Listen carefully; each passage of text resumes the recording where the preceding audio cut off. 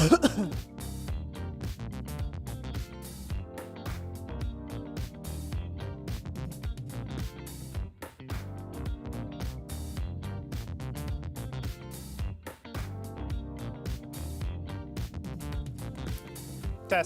testing, testing, 1, 2, 3. All right, everyone, welcome back to another Friday night live stream. Glad to have everyone here this evening. We have a lot of great things planned for this evening of work. I'm glad to have you all here. Jessica informed me that we have a little over 80 viewers already, so that is awesome. Like to say, if you're new here, welcome to the channel. Welcome to Chrysler Ironworks. Hopefully you'll like it. Consider subscribing. And check out the almost 1,550 videos that we have here on YouTube. Check out one of those. I'm sure we've got about something for just about everyone. So in tonight's stream, I'm going to continue on a customer's custom commission. It's a wrought iron hammer with 1045 steel faces welded in. And just like in last stream, we were working on actually welding up a billet of wrought iron for this, and now we need to prep the hammer faces in preparation to go on, and we also need to resize that hammer billet to the appropriate orientation, so this way we can slit and drift it with an eye and things like that. So tonight's going to be a lot of prep work. It's also going to be a lot of fun. We're going to be giving away a Swage block. I'm sure you probably already know about that. We're going to be giving away a Holland Anvil Swage block, and I believe that's a 55-pound. Is that correct? Is it a 50 or 55 pound? It might be 50. I think it's a 50-pounder. We'll say 50 to 55-pound Holland Anvil Swage block. They partnered with us this year for the entire year of 2021 to be giving away Swage blocks in the year of the Swage. So that's what we're calling this year. It is the year of the Swage, and so we'll be giving away some this Swage block, and we'll be giving away 12 of them this year. We've already given away 2. This makes number 3. It does. So that's right. There's what, 8 more chances? Yep. By my math. Or no, 9 more chances. Yep, 9 more chances to win if you don't win one this evening. Did you have something you want to say to that, Jess? Yes. Daniel Brooks says, how do you choose who gets the block? So, really easy. We do it real simple here. You have to be here and actively commenting to win. That's it, basically. That's how we choose. We choose from one random person in the comment stream, in the comment section. So that's how you win any of the door prizes that we're going to be giving away. I've got some more blanks I'll be giving away, some spatula and ladle sets, some heart blank bowls, an oak leaf bowl, and what we call a splat bowl. Or an irregular edge-shaped bowl blank. We'll be giving some of those away. We also had Wiley Rook Blade Works donate some Kiradashis for us to give away as well. So we'll be giving away one of those in this stream, and hopefully that will go to somebody who's excited. All of the door prize items, they can be shipped anywhere in the world except for the Swage block. The Swage block is a United States predominantly only, and what? Puerto Rico. USA and Puerto Rico. So basically your lower 48, unfortunately. So that's... Alaska and Hawaii well, counts Alaska, too. Hawaii counts too? Yeah, she just... Go to Jessica for the facts, okay? You're thinking of She'll last give you the year. facts. Yeah, Yeah, I'm trying to thinking think of of the last year when we gave away a bunch of anvils. So, but anyways, so yeah, so thank you, Holland Anvil, for partnering up with us on that. But yeah, that's how this thing goes. We just pull one random name from the comment section as you comment. Yep. And you'll know when we announce it. We'll say, okay, we're going to draw for the Swage block. And yeah, we'll just draw at random from the comment section for that.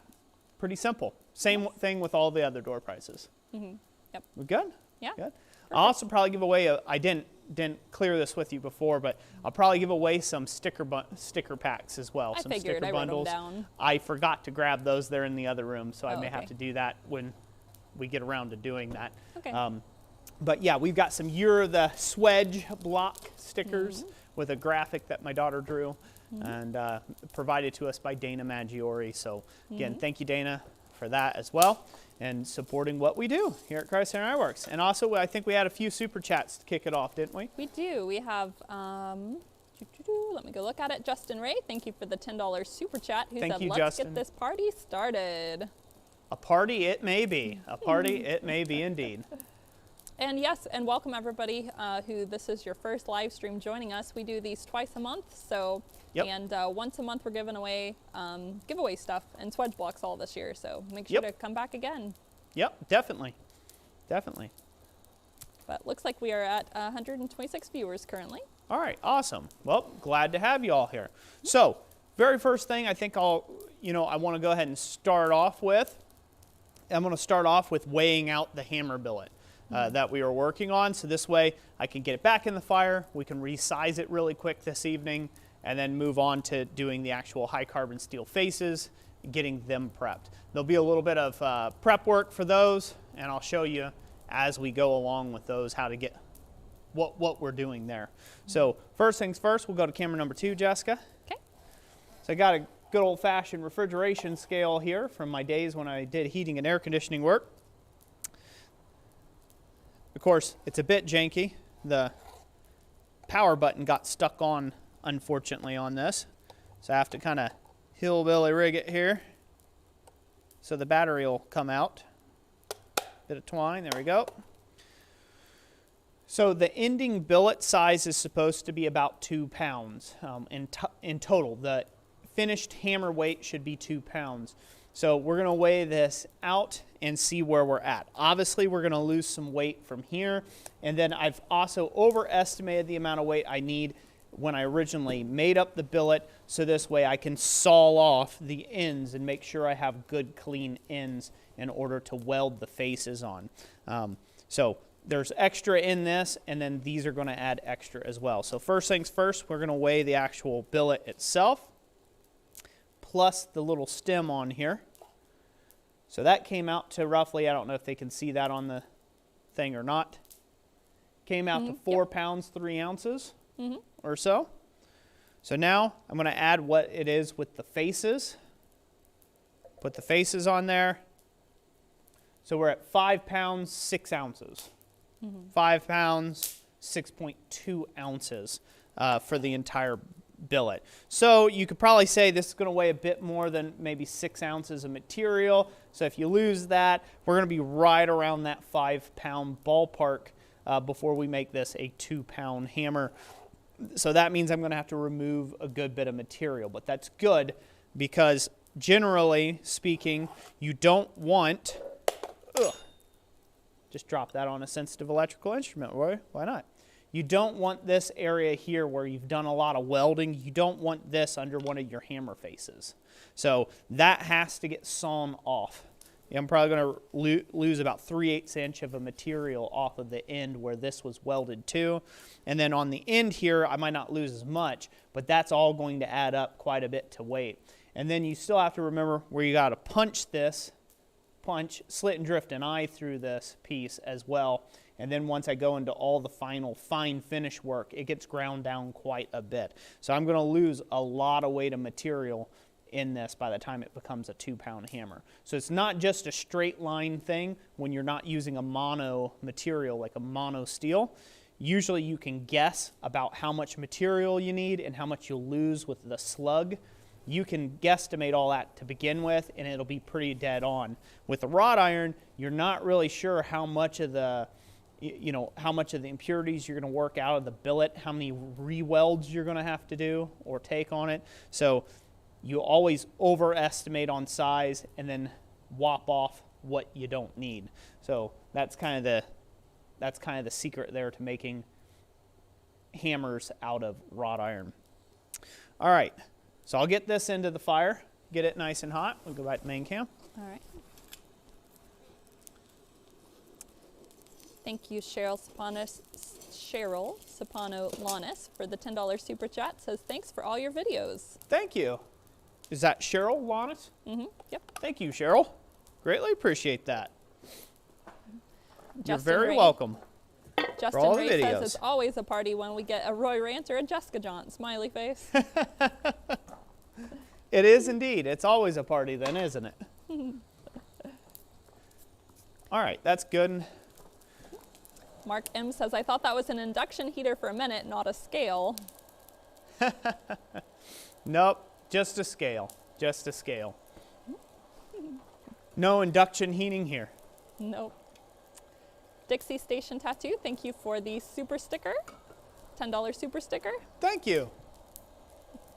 I also believe you're a new channel member as well. Mm-hmm.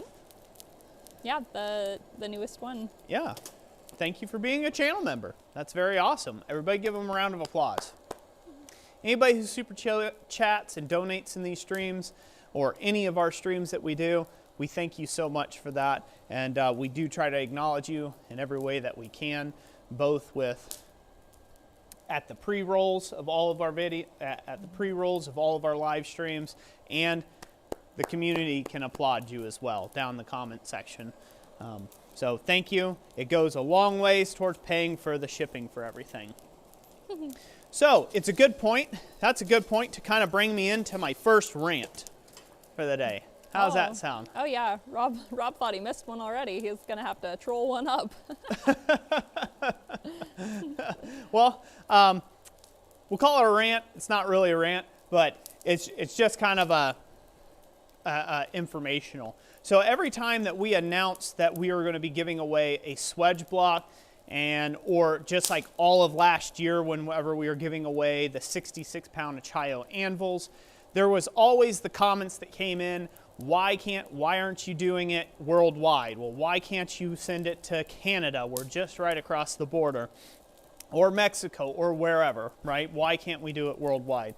And the simple fact of the matter is, and the simple answer is economy. It's economy of scale here. I would love to have worldwide everything, but the realities is that we just sent some blanks. They weren't even it wasn't even all that heavy. It was about 13 pounds of a package, but it was a short, flat, small package, like 12 by 12 by half-inch tall. Cost us $70 to ship to Canada. So imagine at scale what that would be for a Swage block to ship to Canada. It's going to cost $200 to $300 to ship the Swage block to Canada. So you may think I'm rolling in the YouTube dough. I'm not. We take what we get in for all of our efforts here on the channel, all of our stuff that we do, all of our AdSense earnings. We take this, we put it all in a pot, and we pay out into the community. That's what we do. So when you see people donate to the stream, they're filling that coffer. They're filling that cup back up. And so we only have so much to work with. So Holland Anvil, they partnered with us. They gave us a good deal on these Swage blocks in order so that we could give one away every single month. Might not be possible to do without that type of support from Holland Anvil. So if you can, go support them. Buy something from them. Like, it makes them want to do nice things like this even more, and, yes. it helps out. But they gave us a break, and then our community supports us, and they support us and help us with the shipping and all the giveaway items and things like that. So the shipping can get quite expensive when it goes internationally. The door prizes, however, like there's sometimes that we've had the entire stream was everybody was international. Everyone who won a door prize was international, and it cost us like $250 to $300 in shipping just for the door prizes. So that's a lot of cheddar, but when you start scaling that up to the size of a Swage block or an anvil, and we're trying to talk about sending it to Istanbul or wherever, I don't really care where it goes because I have a giving heart. That's my whole point. I'm trying to give stuff out and build up the community out there, the blacksmithing community.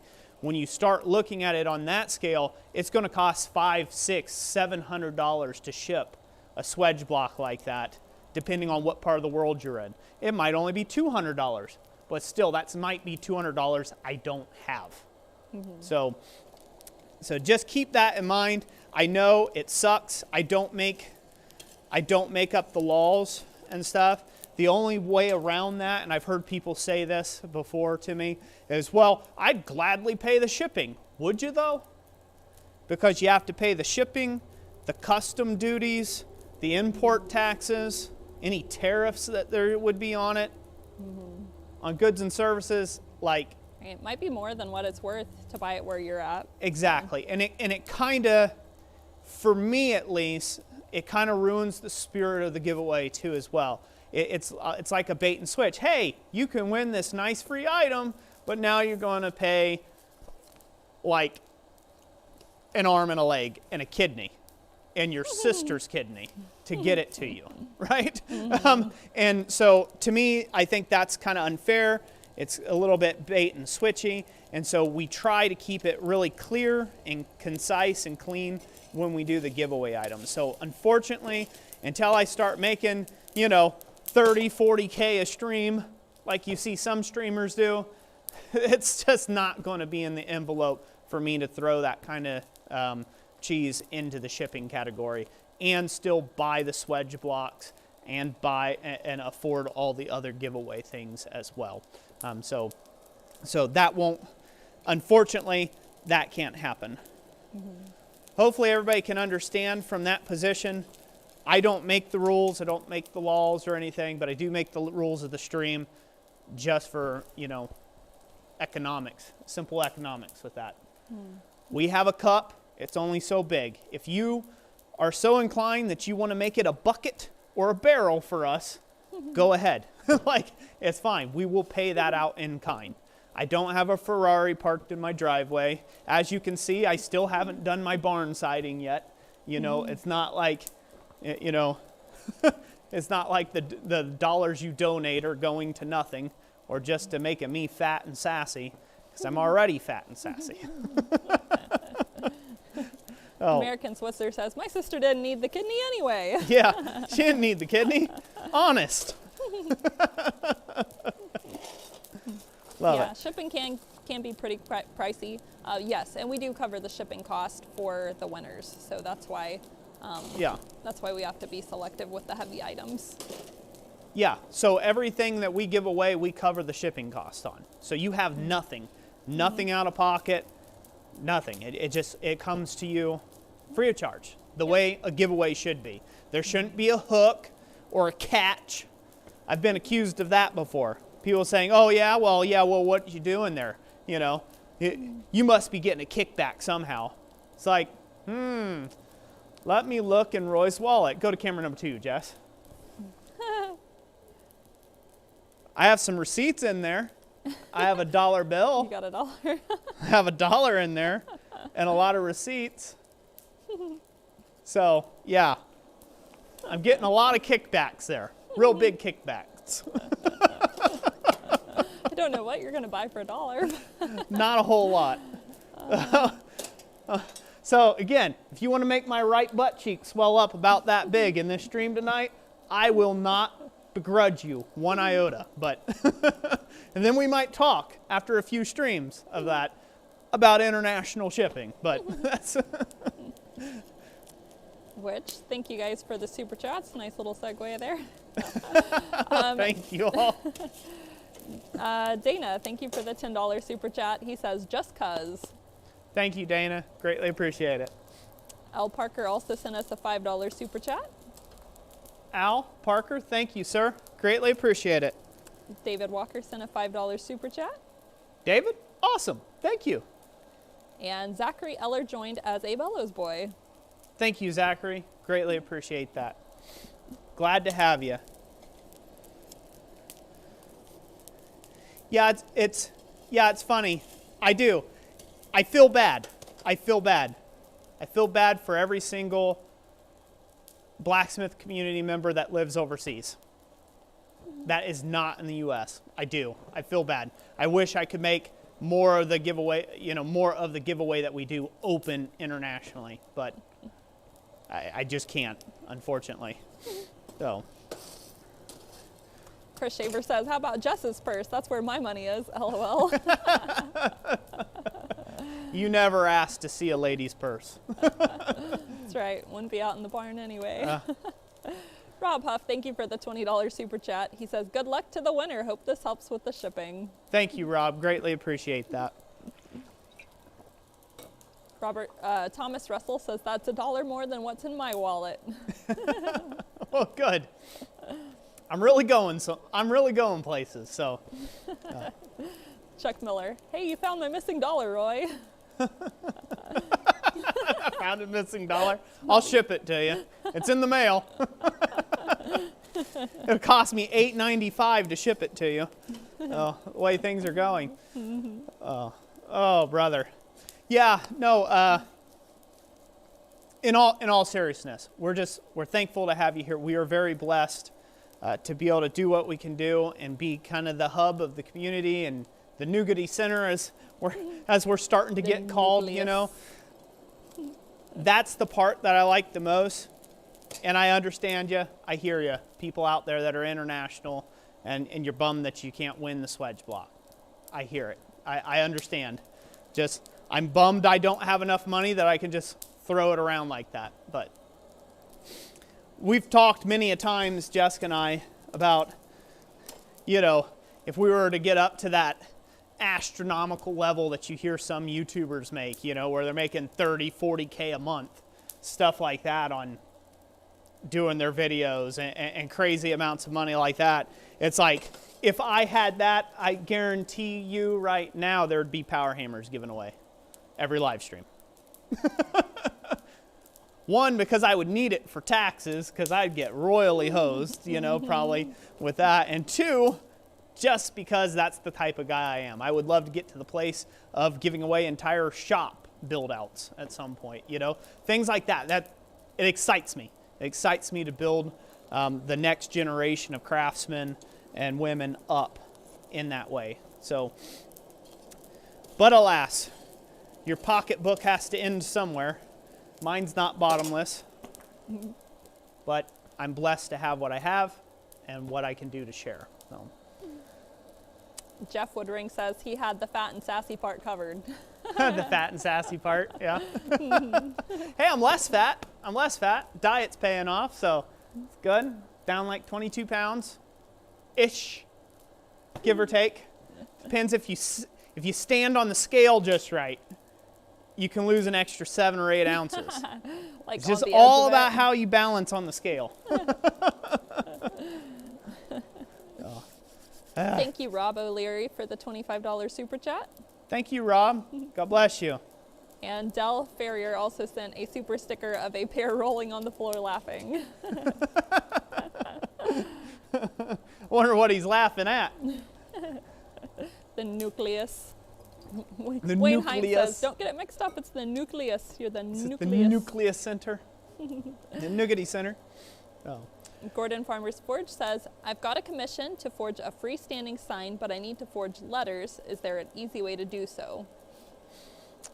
Best way to forge letters is to draw out in soapstone and take it one letter at a time. So you need a specific size. So draw you 2 chalk marks at however tall you want each letter to be. Then you need to draw the letter outline in of itself of the way it should look, and then just slowly coax it into that shape. That really doing letter work or doing any type of figurative work where you're trying to match something flat, like for a design on you know, a sign, so to speak, or anything that's flat, a window grill, grate, anything like that. It's best to draw your parameters, what space it needs to fit in, and take it one piece at a time. And also, don't be afraid to hit the angle grinder and grind in like a little knob if it's there versus trying to forge everything in. Sometimes a little bit of file work will save you an hour of forging. So, you know, it's work to kind of look at it like that, Gordon. That's the best thing I can tell you on forging letters. Is just getting an eye for the shape and the curves. So if you can set up something like a rusty piece of steel, draw you some soapstone lines on it, what you're looking for, and just constantly compare. Every time you come out of the fire, after you've forged it, compare and do whatever little tweaks you need and compare. And don't be afraid to go to the vise or use a pair of bending forks or something. And, you know, constantly tweak it a little bit, look at it. Tweak a little bit, look at it. That's the best advice I can give on that.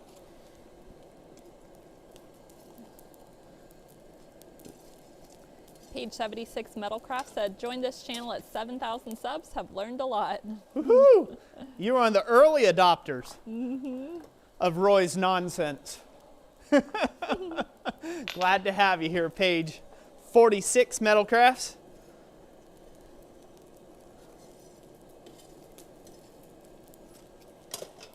It's getting there. It's almost there. So, what else we got, Jess? More questions and answers while we're waiting on this to heat up. Sure. I promise the second half of the stream is probably going to go a lot quicker than the first half here. I do need to get this billet resized. Right now, it's taller in the direction that we don't want to drift through and narrower in the direction that we are going to drift through. So I need to square the billet up, so to speak. Ben Illingworth, hello to you. Ouroboros is here? Ben Illingworth. What? Ben Illingworth? Okay. Yep. Hello, hello. Richard Smith says, new to the blacksmithing, have learned a lot from your channel. Awesome, Richard. Well, glad to have you here, and I'm glad you're learning something. And Mr. Her H says, what's your anvil? What is my anvil? It is a North German pattern Pettinghaus. So it's a Pettinghaus anvil, and it weighs 465 pounds and is affectionately called Olga. Austin Bodinger says, what are you making? I am making a wrought iron hammer, straight peen hammer, for a customer. We are almost there. In fact, while we do that, Jessica, talk amongst yourselves for a second. I'm going to go grab what was the hammer that was a failure. Okay. That way I have it, Sure. I can show. An example, all right. Yep. Matthew Barrick says, I have subscribed with bell notifications on 2 accounts. At least I am almost guaranteed to notice when there's a live stream. Yeah, doesn't hurt to set a reminder on your calendar too. Wayne Morey, can't wait to be a full-time blacksmith. It is a lot of work, but it's very satisfying as well. All right, I'll show that off here right after this heat. Okay. But this is like very, very, very close. Maybe another minute, maybe? I don't know. What else we got? Questions? Hey, Yamez, thank you for the $5 super chat. He says, hey, everyone. Sup, Joy. Sup, Jess. Howdy, Roy. It's combining our names. That's what I just did there. Hello, Yamez. Thank you for the $5 super chat. Was it a mustache or just a super chat? Just a super chat. Hello, Debaka Maker. Chuck Miller. Debaka, Chuck, hello, hello. Good to have everybody. Sarah Branham says, my son is just about to start welding school. He plans to use what he learns this year on his forge one day. He likes your channel. Awesome. Tell him I said hello.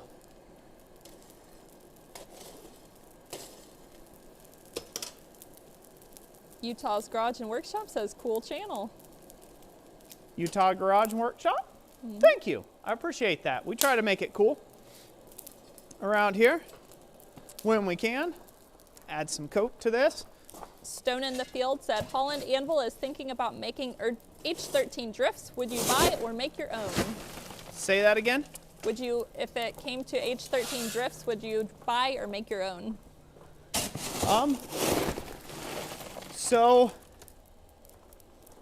Good question. I have H13 and I have made H13 drifts before. So I personally am probably going to make my own just because I already have H13 on stock. But if you are just getting started at it and you don't have a way of properly heat treating that H13, I would probably buy, if that's what type of drift you're wanting. Majority of the time you can get away with just using mild steel as a drift material or 1045. Generally drifts need to be tough. Now, with that being said, there's certain cases like when I did my 30-pound sledgehammer, a mild steel drift wasn't going to cut it. I needed something to take the heat of a 30-pound mass being solidly heated up, and in which case that's where I went with the H13 for its heat properties. Because in H13 drift you can get red, like a red in color temperature, and it won't deform not one bit. So it won't bend, it won't move. you can't scuff it at that temperature. So you can get it really hot. Leave it in the tool, leave it in the actual piece of material for a while, and it not even deform, not even the slightest. The downside to H13 is with improper heat treatment, you are looking at a tool steel that gets very hard and it's prone to fracturing. So without proper heat treatment. So that's something to keep in mind. Now, if you're going to be doing something under a press, that's fine. When you start whacking around on H13, it needs to be properly heat treated for that purpose. Otherwise, and it's a weird material. H13, just as an example, H13, and according to my books on it, for heat treating, if you heat it up once past its, past that magnetic point or past its critical temperature, and you're forging on it and everything, and then you let it air cool, right? You heat it back up to that magnetic temperature or the lack thereof, and then you just let it air cool. That's one hardness. But if you let it get all the way cold, okay, finish it off, grind it, and heat it back up like that and let it air cool yet again, it goes from right around that 50-ish, around 52 Rockwell point, and it jumps to about 60 Rockwell that quick. So like 58 to 60 Rockwell with that second round of thermal cycling on the tool. And I did that by mistake on one of my punches, on a punch that I had made. I made a slitter of that, and that puppy shattered on me. It just snapped because I was basically trying to, drift through a piece with glass. I mean, it's just glass hard. So it's one of those trickier tools on that. So if they're selling H13 drifts, I imagine they have probably had them professionally heat treated for use. So I imagine that they're probably going to be a pretty good product. I know the rest of Holland Anvil's stuff is really great products. So that's my thoughts on that. This is almost there. All right. Hey, Yamez, thanks for that mustache sticker. The mustache. Rob Weeks sent a $5 super chat and says, I can't afford a regular anvil, but I have the Harbor Freight 65-pounder. Can I use a bench block with it to get better results? A bench block? Bench block. That's what he called it, yeah. I'm not sure what you mean by bench block. If you're talking about like a block that would go in the hardy hole or something, or a larger, heavier piece of steel on top of it, I guess you could. If you can use your Harbor Freight anvil to great effect, you can. You could try laying a little weld on it, a little hard surfacing rod. I've seen people do some of that before to make them a little bit better. But in general, an anvil doesn't have to be, especially your first anvil, your beginning anvil, doesn't have to be super, super hard to get the job done, because chances are you're going to be missing a lot of blows on it. Later on, obviously, there's things you can do to improve it. If you've got a block, like say you don't have the proper radiuses that you like on your anvil, you can just make a block that goes in the hardy hole that has the correct radiuses that you like for your anvil. And that can be very handy. Someone commented that the heating takes a while. Yeah, it does. And unfortunately, because this is such a mass of material, this isn't like mild steel or high carbon steel. High carbon steel would have been smoking hot already and ready for welding. I mean, it would already be at a welding heat. But wrought iron really takes the heat. It can go a good 600-700 degrees above and beyond what high carbon steel welds at. So there's a kind of a fine line on it, and you've got to get as much into it as you can, heat-wise. If you start hammering on wrought iron without it being up to almost a near welding heat when you're working it, it has a tendency to split on you along the grain structure. So you need to always keep the wrought iron up to a high welding temp when you're working it. I think this is ready. All right. So we're gonna go to camera number 2. Okay. I'm gonna start resizing this.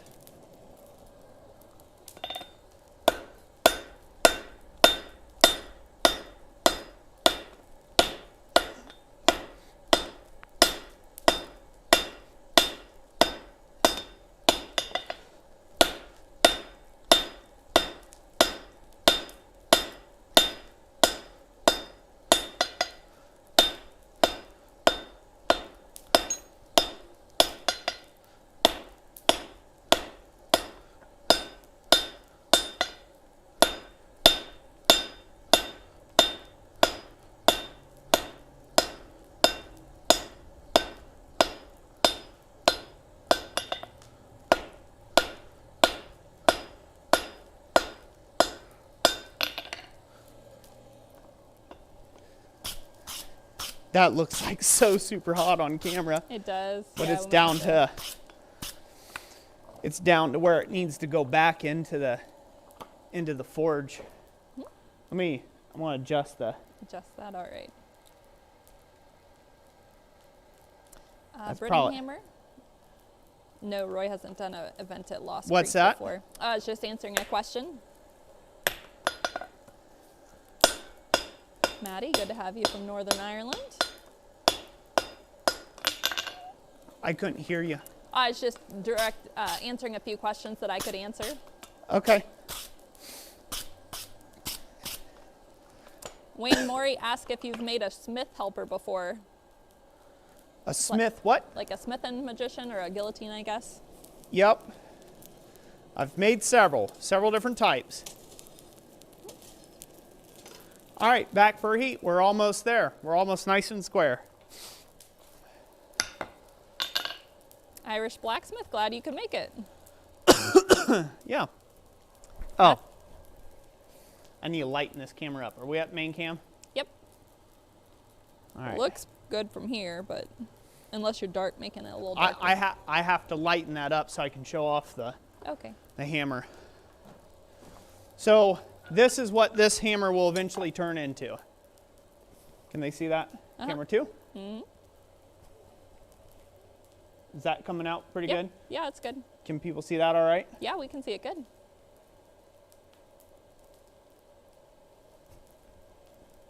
So this was the straight peen for this for my customer. I got all the way to the point of quenching it, and then it cracked right along the carbon migration line. Now, you guys can't see it here. Probably, that's going to take a minute to heat up. Give me a second here. Okay. Let me bring it up here real close like. Does that look like it's in focus? So right along this line here, trying to turn it some way that people can see. There you go, you can see it right there. Mm-hmm. Yep. So this is not actually the steel that cracked. It's not the wrought iron that cracked. It's the transition point of the welded material that cracked. And it cracked, and it actually went through, see if I can turn this just right. It actually went through up here, so I know that it's deep. It's deep in that area. Now, in the long run, this won't matter on this hammer because the outer part here is all wrought iron. This is all wrought iron, and so when you're hammering, it's just going to be driving this back into itself like a wedge, right? So this is just going to be driving itself back in like a wedge. So it wouldn't like that thing would ever propagate or fall out, but I can't sell that to anybody. So, because it's already a broke tool before they got it, right? So you guys can see the weld line right there, where that's at. That's just a weld line because this has been etched a little bit to take and show off things like that problem there on that end. But yeah, so it's going to have this acanthus leaf design, roping, stippled finish, just like that. So, and then this is actually raised. Can they see that? I think they can see that all right. Yeah, I can see it. So you can see this is actually proud of the surface here. Mm-hmm. So that's what we're making. Again, ×2. All right. Now let me get this out here back to where it's in focus. You can focus on the camera Justin number Ray 1, please. says he'd still buy it from you. Who? Justin Ray. Oh, yeah? There's a lot of compliments. Stone in the Field says that hammer is beautiful to use. Wow. Or too beautiful to use. Well, thank you. No. Yeah, fortunately enough, my customer has been an absolute champ, waiting on me to get my butt back in gear on actually tackling this project again. I had about, at that point when it cracked, I had a little over 60 hours into that hammer. So that's a lot to come back to. Mm-hmm. And a good majority of that work was just in the chasing. So I had probably, in the welding of everything up and grinding and punching holes and all that good stuff, I maybe had 4 hours, 4 or 5 hours collectively, I think, up to that point. And so the rest of that work, 55 plus hours, was all in the engraving and chasing work into the side for the details. So a lot of work for it to just go south. Yep. Yeah, for the questions, there's some questions here about price and how much you'd sell if you'd make more and stuff like that. Okay. Go ahead, I'll let you answer that. Huh? I said I'll let you answer that. Okay, I didn't know if you had a specific question. Yeah, it's just not specifically, I was just going to say that you're not taking custom commissions this year. Yeah. Yeah. So, so right now, currently, I'm not taking any custom commission orders as of current. Reason why is I have another job. I have another custom hammer, very similar.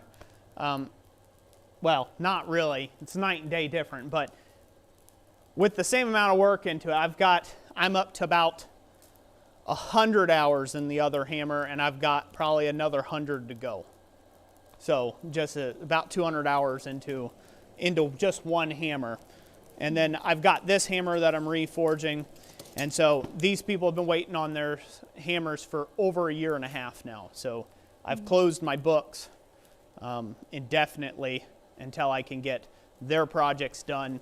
And also I have a large 16-foot driveway gate to make as well. So as of right now, my books are closed for doing custom hammers. But when I go back to making hammers again, if I go back to them, because I do have to make them by hand like this, my power hammer really isn't set up, and I need to rebuild my press before I can undertake that process, make my life a lot easier. If you haven't noticed, most hammer makers, they have presses and power hammers. And there's good reason for that. It's a lot of material to move by yourself, and you just can't be efficient enough with them. So I make all mine by hand right here at the anvil. And with that being said, when I go back to doing that, what I'm thinking about doing in the future, instead of giving a customer the option for customization and things like that, I'm just going to make a custom hammer that's gorgeous, that I like, and then I'll put it up for sale after it's finished. And anybody who wants to go that route, they can buy it then. Majority of my hammers, they start right around that $300 to $400 range for my hammers, and they only go up from there. So, yeah, these two hammers are actually over the top. They're they're above and beyond what the $400 range would have been if I were to sell them again. But I was given free artistic liberty. I was given free artistic liberty, so I'm going over the top for my pay. Daniel Brooks, Roy makes his own, well, he made the power hammer, the main shop power hammer. And we have several power hammer designs over at our website if you're interested in building your own. Our website is blacksmithpdfs.com. There's a link down in the description to that. Renee says, how do you rate your time into your orders? How to do what? How do you rate your time into your orders? Or I guess, how do you keep track or estimate it? So how I estimate my time into my orders is based upon days of work. Generally speaking, when I'm working on a project, right? Say a large baptismal font. I know what the cost of the material is going to be roughly just by its size, because you charge per square, not for round. So you have to charge for square area because you're going to have wastage off of the sheet. And then on top of that, I know roughly about, just from experience, how many hours I'm going to have in forging. And whatever that is in forging, at least in Copperworks speaking, there's going to be about twice that to 3 times that in finish work.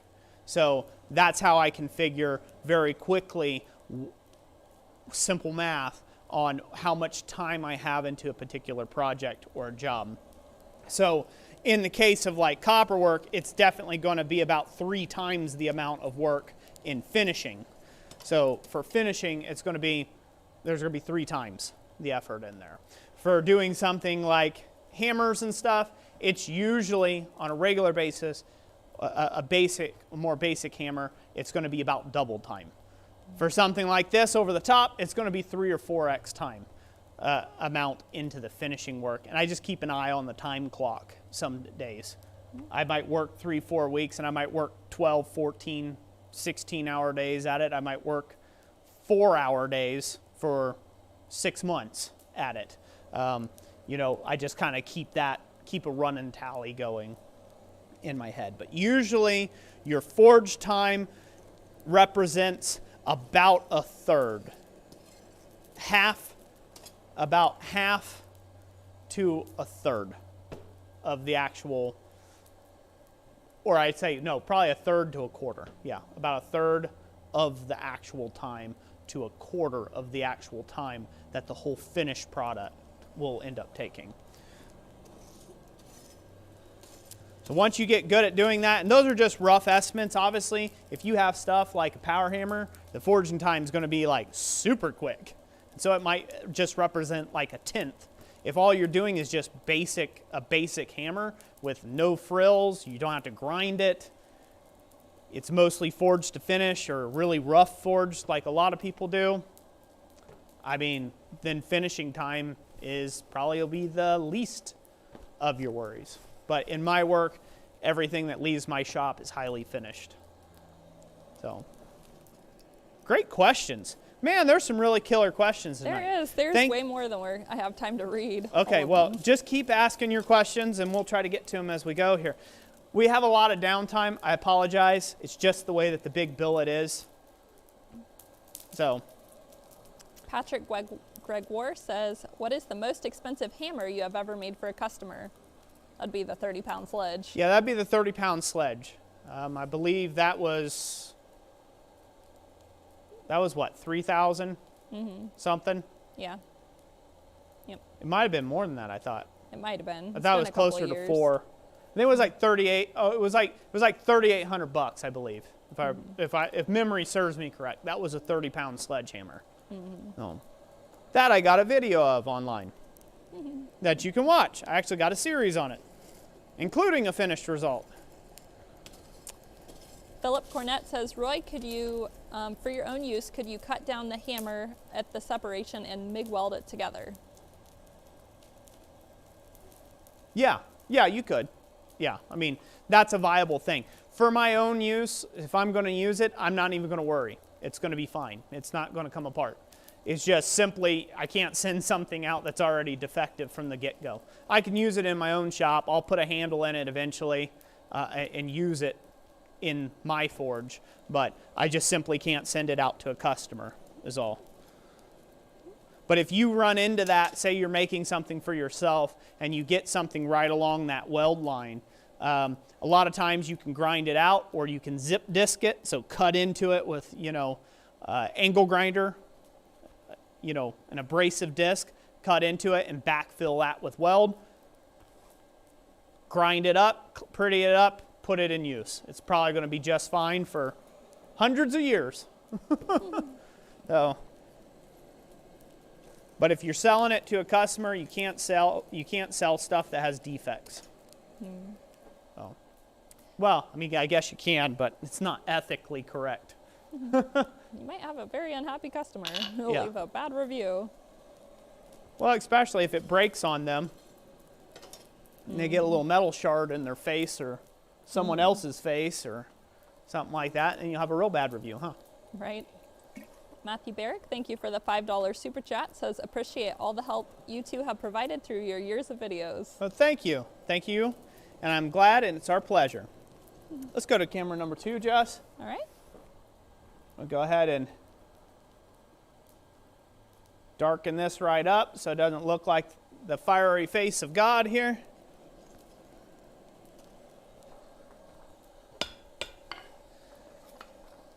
Got some junk on the end.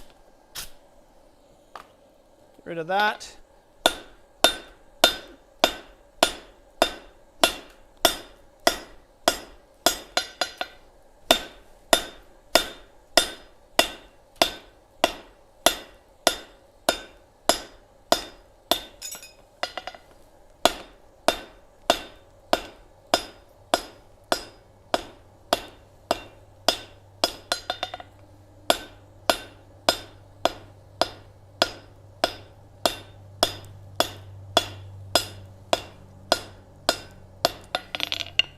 There we go, nice and square.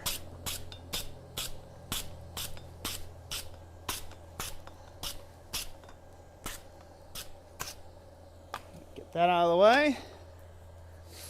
Now I gotta get a flatter on here while it's getting down into the lower heats.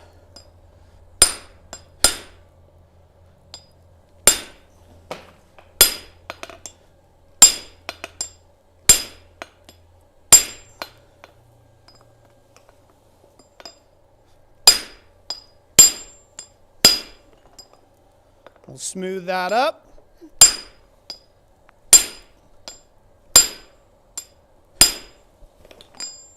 Please don't fall over.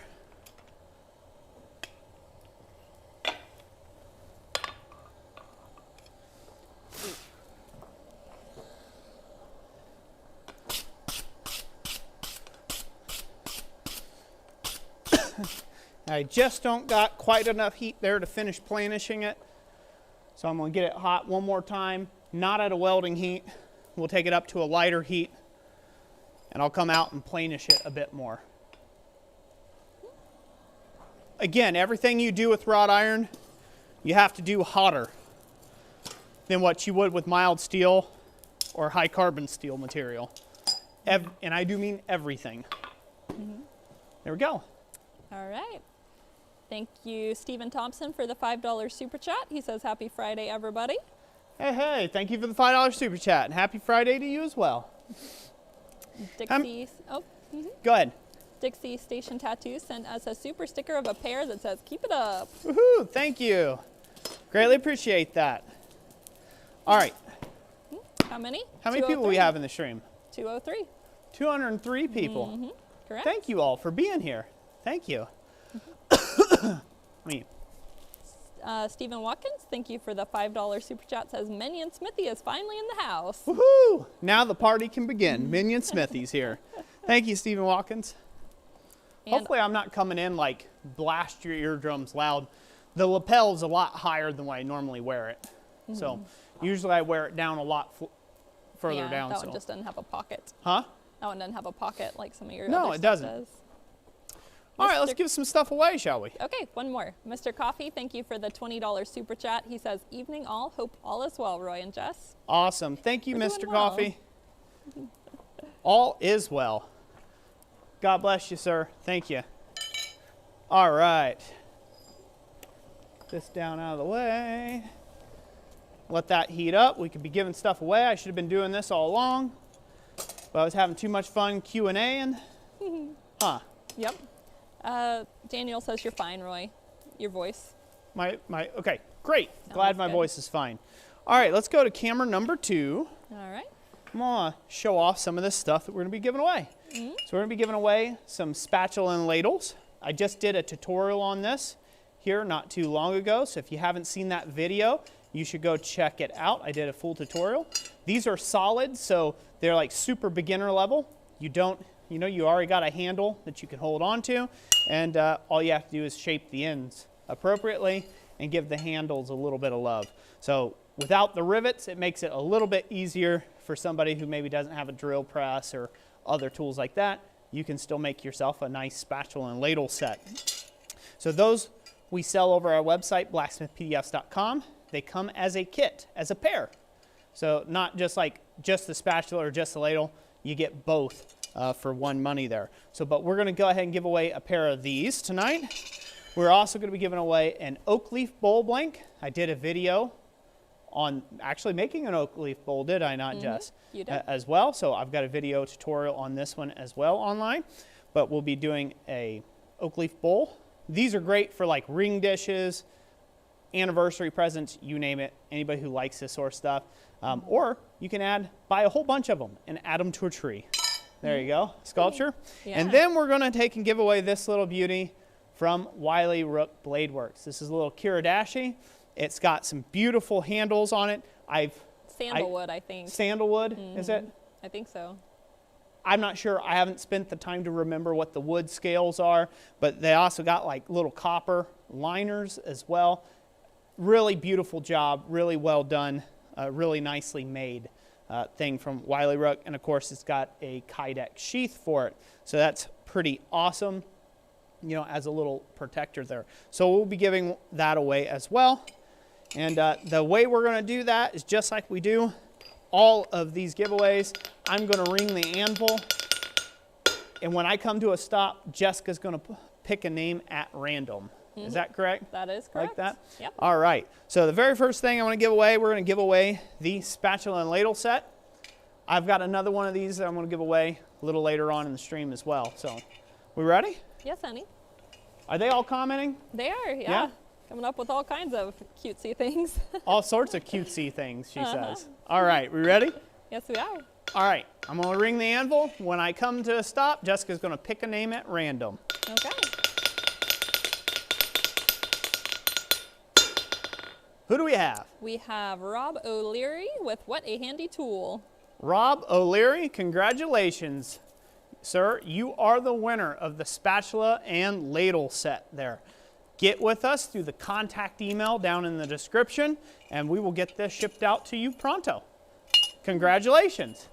All right, that's one set down. Mm-hmm. Woot, woot.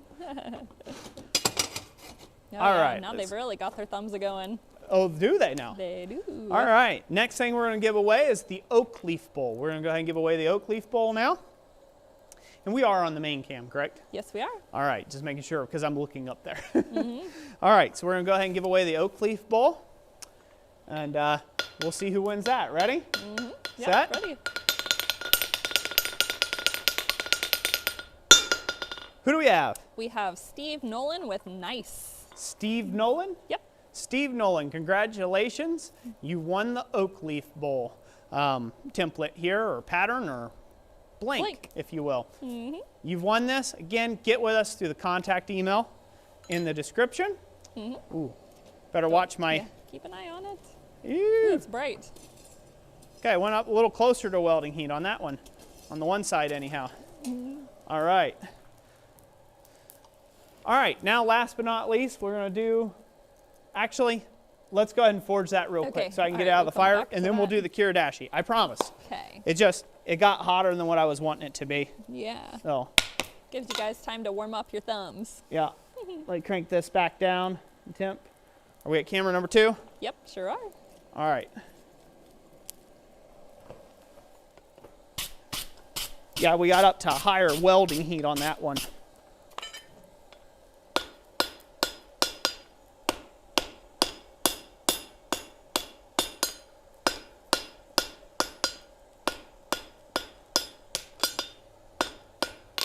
All right.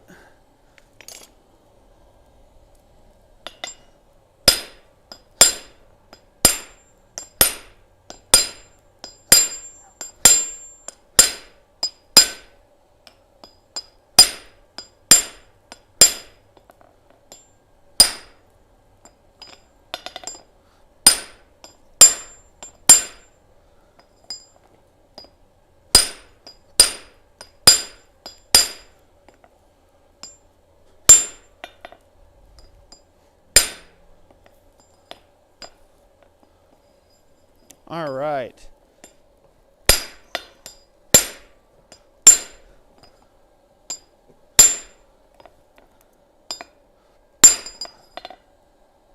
Good.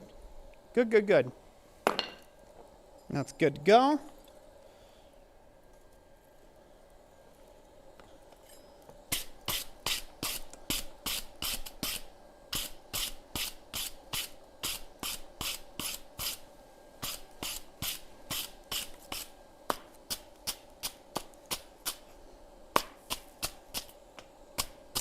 Dismal YT says, why wrought iron for the hammer? Good question. One, that's what the customer was wanting because they liked my hammer that I use all the time, which is a wrought iron hammer with steel faces welded in. Two, it's a traditional method of making a hammer before they had mono steel in large quantity. And three, because it's prettier when you etch it.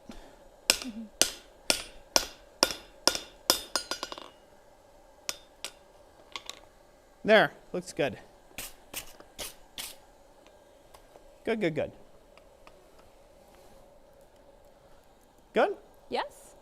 All right, so that can be set off to the side. We've got that sized appropriately. I'm going to turn down some of the air here, so we won't need it that hot for the next round of stuff. Get this out of the way. Sorry there, ladies and gentlemen, I just had to do something before it completely melted away in the fire. Yeah, so it's Kiridashi, and that's made by Wiley Brook Blade Works. Yep. So we gave away the oak leaf bowl, yes? Yes, we did. All right. Are we at the main cam? Yes, we are. Right on. All right. All right, all right. How much does wrought iron cost? And you've picked yours up before at like swap meets, tailgate sales, that kind of thing. Yeah. Usually, if you're lucky, you can get it for $1 a pound. And I do mean lucky. Keyword there's luck.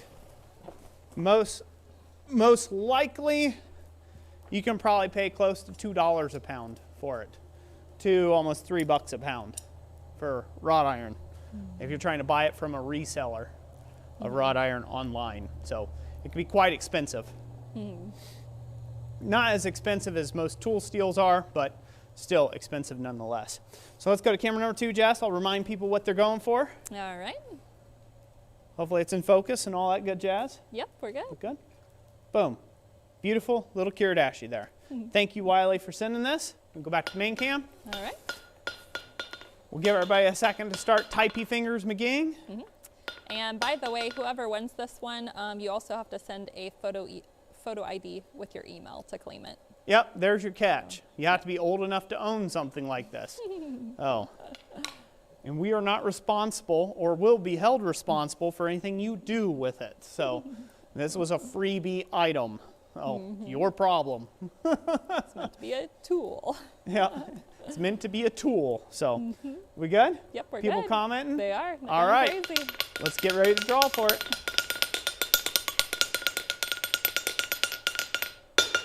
Who do we have? We have metal blueberries with Kiridashi. Looks amazing. Metal blueberries. Congratulations. You got the Kiridashi there from Wiley Rook. Get with us. Contact email, brother. You know how it's done. Congratulations. You know, I feel so good. I'm going to go ahead and give away. Do the splat bowl? Yep. All right. Give away a splat bowl. Boom. Splat. Or an irregular edge shaped bowl. I wouldn't suggest calling it a splat bowl online if you're trying to sell it. Irregular edge. Yeah. That's the key word there. Right. Sounds a bit more professional. But we'll be giving one of these away. Can they see that on there? Yes, it's very contemporary. Very contemporary indeed. Again, I have a tutorial on how to make these. And if you're interested in any of the blanks we're giving away, you can go check out our website, blacksmithpdfs.com. It's another great way of supporting the stream. If you don't want to do the YouTube and do the super chatting and stuff, it's a great way of supporting us. It's just buying blanks. We can sell, we can sell them to you, get them to you, and again, have more funds for doing this type of stuff. So thank you all who purchased those. Again, that's over at blacksmithpdfs.com if you want to check those out. But we're going to go ahead and draw for this. Yeah. We ready? So many comments of splat. Yeah, splat, splat, splat. We ready? Let's draw for it.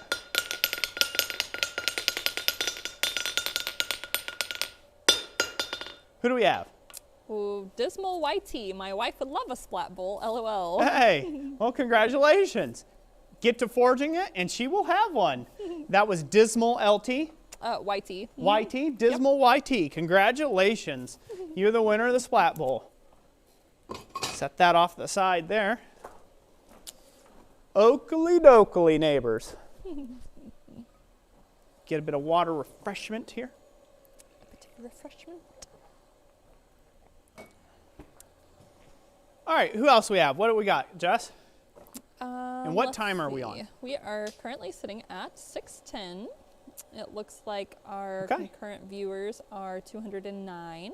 Cool. Also, Redbeard's Forge sent us a $10 super chat to help with the shipping. All right, you got to talk up, babe. I can't hear you worth nothing. Redbeard's Forge sent us a $10 super chat to help with the shipping. Okay, thank you, Redbeard's Forge. Greatly appreciate it. So, I'm tone deaf to low tones. Jessica, she likes to mumble. She don't like to talk up. So you'll have hear a me soft saying voice. you'll hear me saying that a lot. But people with soft voices, I have a hard time hearing you, and especially if we're 10, 15 feet away from each other. I'm reading lips at that point. So you'll see me do that from time to time. I'll be like, Say it louder. I don't hear a thing you're saying. So Carl Moore says, what? No coffee? yeah, no coffee. I haven't had any since the first of the year. I've been doing this keto diet thing. You can have coffee on the keto diet, but it's like no fun coffee. You can't have any like good I haven't creamers made it up the right or way. huh? I said I probably haven't made it up the right way. Yeah. I had an almond milk and stevia. He didn't like it. Ugh. Ugh. Ugh. No, that's not the way a man drinks coffee. Well, a real man would just drink it black and straight up, but I'm not a real man, so when it comes to drinking coffee, I like it to be foofy. I like my foofy coffee. You know, I like a little coffee with my creamer. That's also why I was like 260 pounds, too, at the first of this year. Going through like a container of creamer every 4 days. Yeah. Yeah, but I am doing good on my diet, though. I'm down to 237, so. Yep, from 260. So, pretty good. See, someone asked, where is Jess in the shop? So, let's see. That way. To this side of me is the main barn doors. To this corner up here is the, if you saw the live stream where Roy was up on the scaffolding. Membership wall. The membership wall's there. So yeah, Roy's, about 12 feet ahead of me to the right. So I'm kind of like back in a little corner. Yepers. PJ says, mushroom coffee is a good replacement. Mushroom coffee. Mushroom coffee. I would have to. If you're just talking about chopping up some mushrooms, that doesn't sound very good. I would have to try that out to verify that. I'm not so sure about that. But who knows? Maybe it is. Ivy's Forge. I will never live without my coffee. That's what I would think too, but sadly though, we have to make adjustments. All right, so I'm going to get some things hot. I'm going to get the hammer faces hot, and we're going to go ahead and get those prepped in the stream here. Next live stream. Jessica doesn't have anything else to say? No, I can wait. Okay. Huh? I can wait. Okay. Next live stream that we do, I'm thinking that that'll be the stream that everything will be prepped up enough. I'll have everything adjusted, cut to size, ready to go, and that will be the stream where we'll actually weld on the hammer faces. That stream will be pretty intense because it's a forging stream, but it's going to take a lot of shuffling just to get the hammer faces welded in just right. So we'll probably get the main face on. I don't know if we'll get the peen welded on or not, but that would be kind of the goal, is to get the faces welded onto the hammer billet. And then after that, we will see where the rest of the streams and things go. We'll probably finish it off with actually getting the hole drifted through it. And then that's where we'll leave it. Because I have a conference I'll be demonstrating at there next month at BAM. Oh, I will be a demonstrator this year at BAM. That's Blacksmith Association of Missouri. And I'll be demonstrating, good segue, huh? Yep, I got it popped up there. Yep, we'll segue into, what do you got popped up there? The upcoming events. Oh, the upcoming events page, yeah. I don't have my sheet on me. You do not. Well, darn it. But the first one is the BAM conference, April 29th to May 2nd in Sedalia, Missouri. Yep. So we'll be so in that conference, I'll go ahead and show you all a sneak peek of my design here. This is a tentative design. We'll see how it goes. This is the demonstration piece.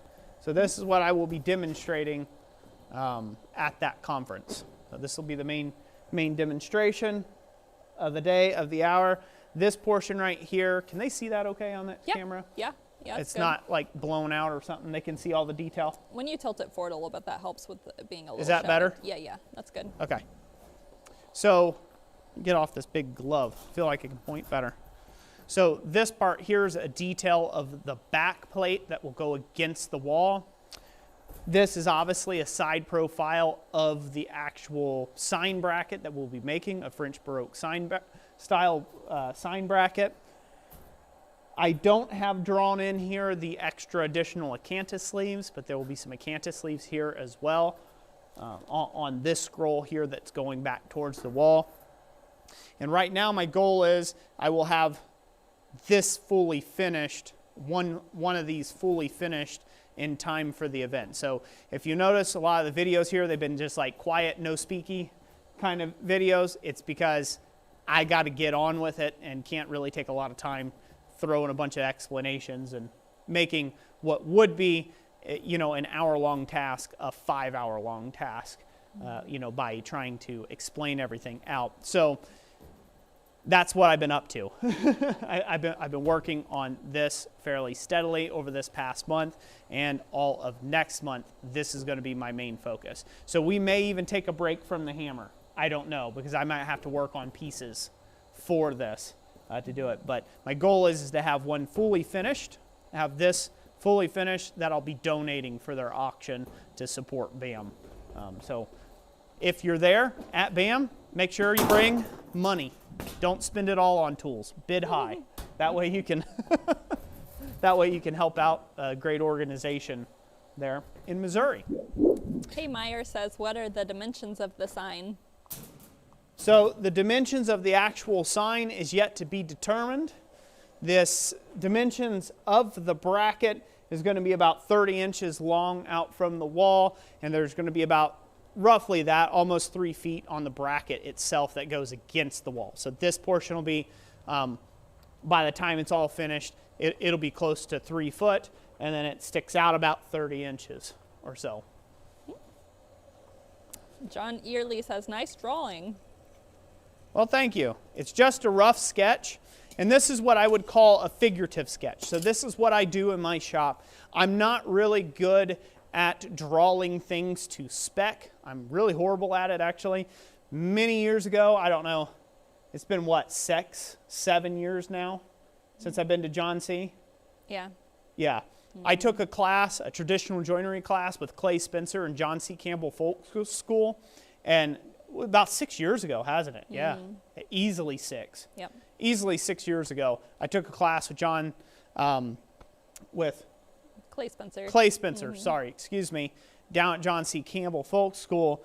And in that, he made me, stuck my nose at the grindstone. I had a full layout table, and I did a garden gate. And I had to draw everything out to spec. And then I had to make iron fit everything to spec. And I think I spent the whole first day and a half of my time of my 1 week class just drawing the thing to spec and to be accurate on the table. And then I spent the rest of my 3.5 days forging that garden gate as fast as I could. I still didn't get it finished in time, but of course it was an ambitious design to start with. And, when everybody else did smaller. Yeah, like everyone else did projects. like little small trinkety projects for their events. Yeah. And I was the only one who... The study was traditional joinery. Yeah, the study was traditional joinery, but yeah, everybody else was smarter than Roy. They chose stuff that was manageable. Me, I was like, I'm going to go big. I have a habit of doing that. So the goal for Missouri is that I will actually show up with something completed already.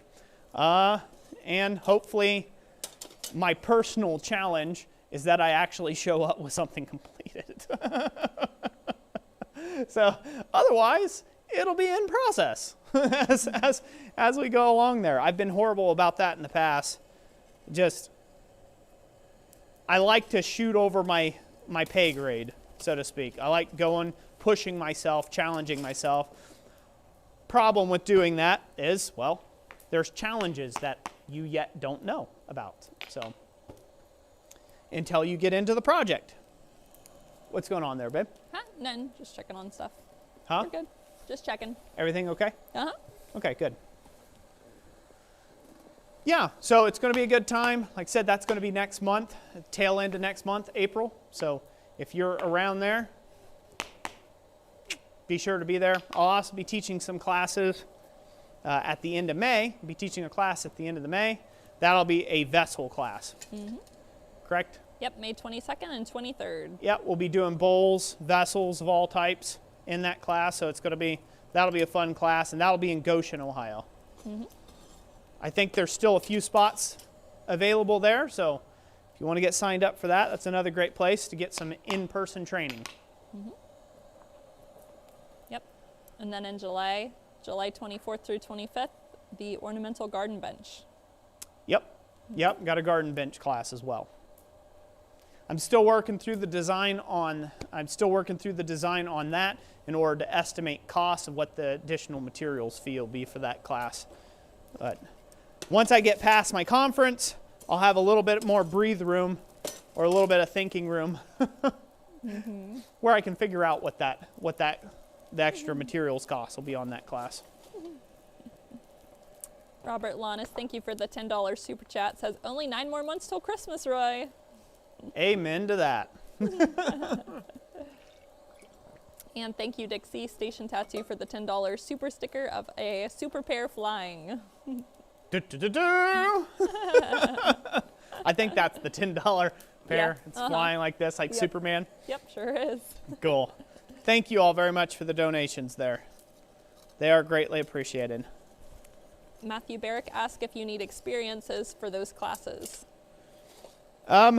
So the vessels class, that's open to everyone, all levels, intermediate, advanced, you name it. It won't matter. Just get involved in the class. So it's geared for your skill level based upon where you're at. Obviously, if it's a more technical bowl or a vessel or something that you're trying to work on and it's above your skill level, that won't happen, but there'll be easier ways. We'll all start basic, and then everybody gets to explore from there. So that'll be a good class for that. The garden bench class is not technically a beginner level class. It's more of an intermediate to advanced level class. But if you wanted to get in on that, there will be enough smiths around in one area that, we all take care of each other down there at Goshen. So, if you're needing a bit of help holding something or, need a bit of advice, obviously the instructor's here to help. And obviously there's a lot of other students around that have taken previous classes with me that can help as well. So the gifts from the Forge, November 27th through 28th, will some of those projects be geared towards beginners? Those? Yes. Yeah, the Christmas gifts? Yep. There's a good bit of those. What's great about Christmas gifts is that's a very broad term. We can work on everything from simple tree ornaments, and people can just bust out a ton of those. I'll have stuff like that, real basic ornament type things to do. And then luminaries. The more advanced projects like the luminaries and things of that nature, then we can go on to more advanced things. So as you feel comfortable and time permits, you can, really explore where you can go. So all of my classes are really geared towards beginner to intermediate. If you think you're an absolute rank beginner or you're a complete novice, you have no experience whatsoever, you can still get in on the class. Just set your expectation that you may not finish or you may not get as much done as you see the guy sitting next to you at the next forge over. Because the guy next to you, he might have had 5 or 6 classes under his belt where you may have never had a class before. I definitely wouldn't discourage you from taking the class, though. There will be a ton of information presented and taught. So what I'm doing right now is I'm trying to get this hammer block heated up here without losing it into the bottom of the forge and it burn up instead. So I'm trying to watch this while answering questions at the same time, but we are getting real close. We are almost there. Grant Plowdry, thank you for the $10 super chat. He says, hi, Roy and Jessica. Always love your content. My wife loved the heart bowl and heart hook that I purchased from your shop. I will actually be in Harrisville next weekend. Hey, awesome. Cool. Glad she likes that. He'll be in where? Harrisville. Harrisville this weekend or? Next weekend. Next weekend. Okay, cool. We have a really cool lighthouse up here that we love going to all the time. The Yep. Sturgeon Point Yep. Lighthouse. It's cool. Very, very cool lighthouse. Sturgeon Point Lighthouse. Mm-hmm. That's about 3 miles down the road from our house, huh? I think Harrisville's 3 miles, so it might be a little closer to 8 or something, but. GR Fire says, when might there be classes at your workshop? At the workshop. Good question. Good question. So right now I'll probably do about 2 to 3 private classes here this year. And that'll be mainly one-on-ones. One-on-one classes with people. Eventually I might open it up to having 2 or 3 people at once here. I'm getting to a place now in the shop, a certain level of completion in the shop, that I feel comfortable having other folks out to do some forging.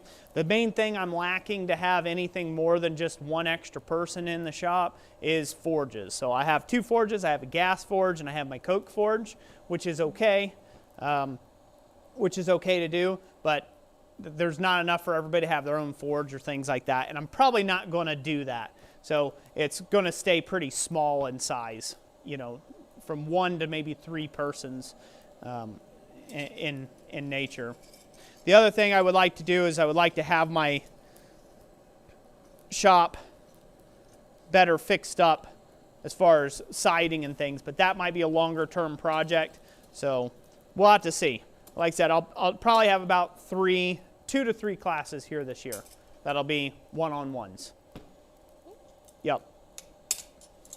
Unless everybody's like, no, you should do a 2 to 3 person class and let us come up for a weekend, and maybe in good time, summer, you know, like when it's good weather and people can camp at one of the local campgrounds, or even somewhere here on our 8 acres, huh?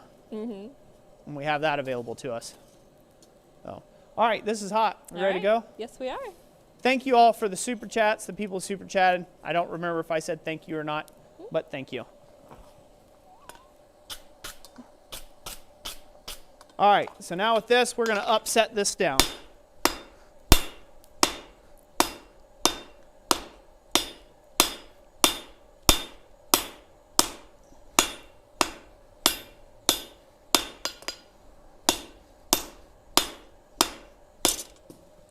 Woo! Got away. Lost it.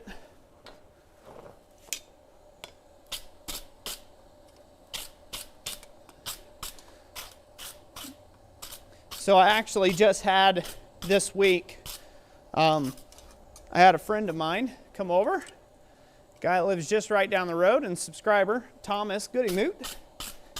He come down and gave me a hand doing a video, doing some striking for me, making some tooling. And boy, I tell you what, every time I get to work with a striker, I forget how nice that actually is. To work with a striker, because they're doing all the hard labor and you're just directing, and you've got all that nice, you know, one blow, one hit capability. It's really nice. All right, I'll have to heat this up again, dress some of the dog boning that's happening on this block, and keep continuing to flatten this out and squaring it up. We'll get that hot again. Everybody said drop forged. Yep, I'm good at that. Woo-hoo-hoo-hoo. Ouroboros, welcome. Hello, hello. Brian Hellman, thank you for the $5 super chat. Thank you, Brian. He says, what's a good beginner project to teach? Something to show the fundamentals well and keeps the student engaged. A good beginner project, something that shows the fundamentals well and keeps the student engaged. Gate latch. That would be a good starting point. And you can elaborate on that as much as you like. So it has bending, it has tapering, it has twisting in it. You know, it can have punching, you know, holes in it. So that covers a lot of the basics right there. Depending on your design, you could even add a little upset work with making nails. So your upsetting material, that's another fundamental taught as well. So a gate latch is a really good starting place for a fundamentals type project. Being said, generally, if you're a complete rank beginner with no experience whatsoever, I rather teach you actual fundamentals and you practice those fundamentals for a whole class versus you coming out with an actual item. Just because once you've got a good fundamentals, it helps build your confidence up, and then you can attack projects on your own leisure time at your own house in your home forge and really come across a lot of work pretty fast, and have the confidence to do so. And I think that's one of those things that a lot of beginners lack nowadays with the online internet age and the way we are. I did this before we had online blacksmithing, before I was on the internet. I just wanted to do the project. I didn't really care. I didn't really care about fundamentals or, I'm like, I could do that. And I go home and no, I definitely couldn't do that at all, because I just wanted to make the thing. Whatever the shaped object was, that's what I wanted to forge, and I was going to do it. But I had no skill.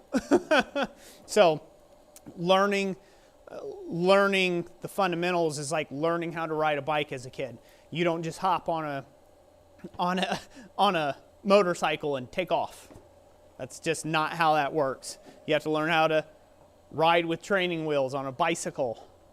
Then you get up to where you go into one training wheel and you're pedaling along, right? And only making right-hand turns because that's where the training wheel's at, right? And you eventually learn to get your balance, and then boom, you take off the training wheels, and then you're like a screaming demon with that. And then you learn to ride other things like a moped or a mini bike, and then you move up to a Harley or something like that. I know that's a motorcycle analogy times 10, but it's a good crossover or parallel to blacksmithing. If you don't learn your fundamentals first, it's like eating a steak when you're 1 month old.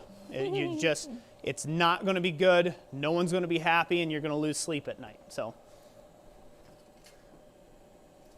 teach the fundamentals first and foremost, then learn projects. Chris Walker asked if you have a beginner's DVD. A beginner's DVD. I do not, but I have an entire series on YouTube, an entire playlist series on fundamentals. The fundamentals of blacksmithing. I highly encourage you all to watch that out. Every so often I redo that as my filming techniques get better and things like that. And I've done an entire playlist on fundamentals. Actually, let me grab all these rings. So, camera number 2, Jess. Yes. So this is what I talk about when I'm talking about fundamentals. Let me make sure this isn't burning. We're good. We're almost to heat. We are almost there. So this is what I'm talking about. You have tapering. You have welding. You have upsetting. You have bending, twisting, punching, splitting. Those are your main fundamentals right there. If you don't have a good understanding and the ability to do each one of these very well, you're not going to be able to do any of the projects in blacksmithing very well. You'll be able to do some things, like making a fire poker. You might have to use some twisting, some bending, and some tapering. That might be all you have to do for a fire poker, but it severely limits you. It uses 3 of the 7 fundamentals, but it's good to get good at all of these because they help you progress on to things like fundamental scroll work. It gets a lot harder. I've got an entire series on this, fundamental scroll work. Then I have fundamental joinery, traditional joinery. This is a fundamental of a blacksmith that you should learn. But you can't progress to this unless you've done this. You can't progress to this unless you've done this. You can, but you're just kind of skipping ahead. Mm-hmm. We're there. Stone in the Field says, I like your key ring example. Great idea. Thank you. That was the whole point of it. That's why I made the key ring example. It's a good way of showing, it's a good way of showing off all the fundamentals in one spot. Oh, this is getting hot. Let's go to camera number 2. All righty.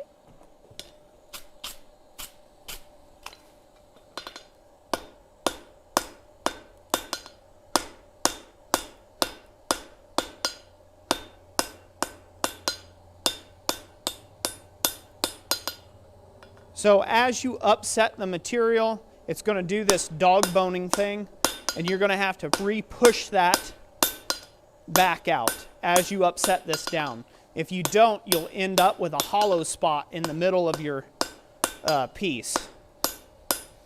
Now this wouldn't be a problem, say if I had a striker that was hitting with maybe an 8 or a 10-pound sledge, it would have enough through hit capacity. Grab Mr. Thing here. It would have enough through hit capacity if I had a striker to actually bulge the center out. The problem is when you're using something like a small hammer or lighter weight hammers to do this type of upset work, it wants to brad over the ends. It wants to mushroom out the ends on the top and on the bottom. It wants to mushroom those out more than what it wants to move the center material. So the way around that, you just basically have to dress it as you go. So you dress it back to square and then continue to upset. So that's where we're at now. The hotter you get the piece, by the way, the easier this thing's going to upset. The colder the piece is, the more mushrooming or dog boning you're going to get on the piece. So keep that in mind. The hotter it is, the more spongy and more pliable it is and able to take its shape. What else we got? We have a couple of super chats. Let me scroll back to them. What's that? Heath Miller, thank you for the $5 super chat. Says, classes with Roy are a lot of fun. Keep an eye out for the sign when it's time to go. Wink. Thank you, Heath. Greatly appreciate it. That sign is me throwing my hammer at you.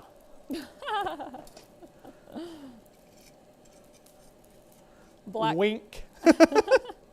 Black Collar sent a 20, ooh, I'm getting tongue-tied today. Ooh, wow. $20 super chat. Says Leroy and Jess Adams, and also rest of the Blacksmith family. The Black Collar Army is now here. Smiley face. Thank you, Michael. Thank you, Black Collar Ironworks. Greatly appreciate it. GR Fire, thank you for the $20 super chat. Says, thanks for answering my question. I'm in the Gladwin area and would really appreciate the opportunity for one-on-one instruction. Cool. Yeah. Hit us up, direct message us, and, you know, maybe we can set up something for a schedule. You know, if you want to get a one-on-one instruction with us. I believe there's a contact link over on our website with private classes. There is, yeah. That and what the general tuition cost is and things like that. If you want to get a private class with me.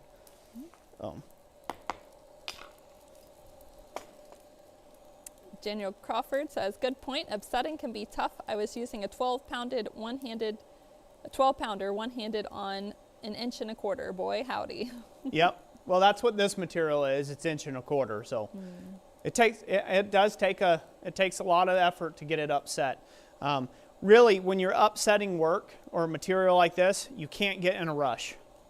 If you're trying to rush, you aren't a machine. You have to remember that. You are not a machine. I don't care what you think. I don't care what your wife tells you or what your husband tells you. You're not a machine. You are flesh and bone. And so therefore that flesh and bone wears out. And so you have to keep that in mind while you're working. And so you can't get in a rush for this. You have to coax the item in question into shape. If you don't coax it into shape and you're trying to brute force it like you were a power hammer, it's not going to go well for you. You're going to spend, for every one blow you put into it trying to force it, you're going to have 3 blows fixing what you just did. And it's really inefficient. So accuracy and knowing, correcting issues as you go very quickly is more important than just brute forcing something into shape. Demonic Gaming Dragon says, hey, got any tips on how to remove rust from a post vise that is frozen shut with rust? I know Justin over at Good of the Land, he likes using Evapo Rust, and I've seen it in action, and it seems to work really, really well. So you may give that a try. If it's frozen shut completely, you may heat it up. That might be something you may want to do, is heat it up with a weed burner, get it really warmed up. As long as you're not going to destroy it. It doesn't need to be super hot. It doesn't need to be like it's glowing hot. Just get it hot enough, maybe 1,000 degrees or so, to where you can get it turning loose. You know, heat, just like trying to bust a bolt loose on a car that's froze up, heat helps. Kay Meyer says, do you have an electric blower and a crank blower on your forge? Yep, got both. Let's go to the anvil. All right.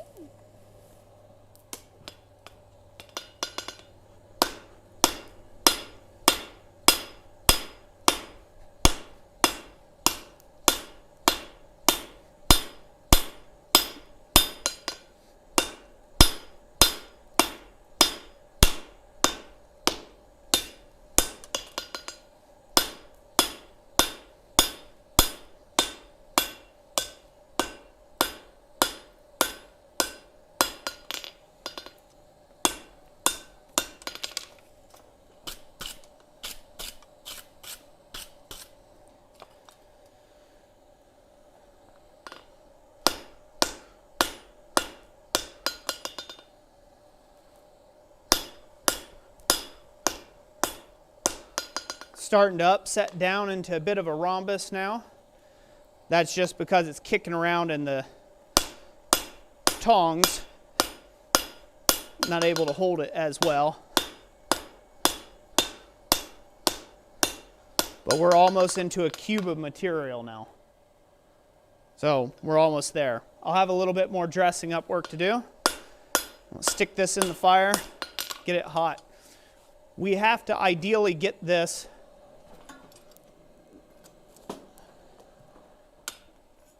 to the same size as our hammer billet. That's what we're looking for.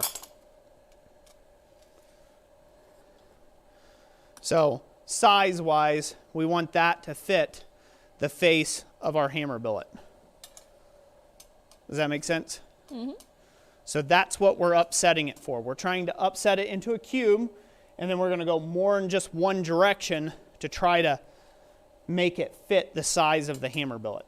Once it's to size, we can be done with that. It can be prepped and ready for welding on.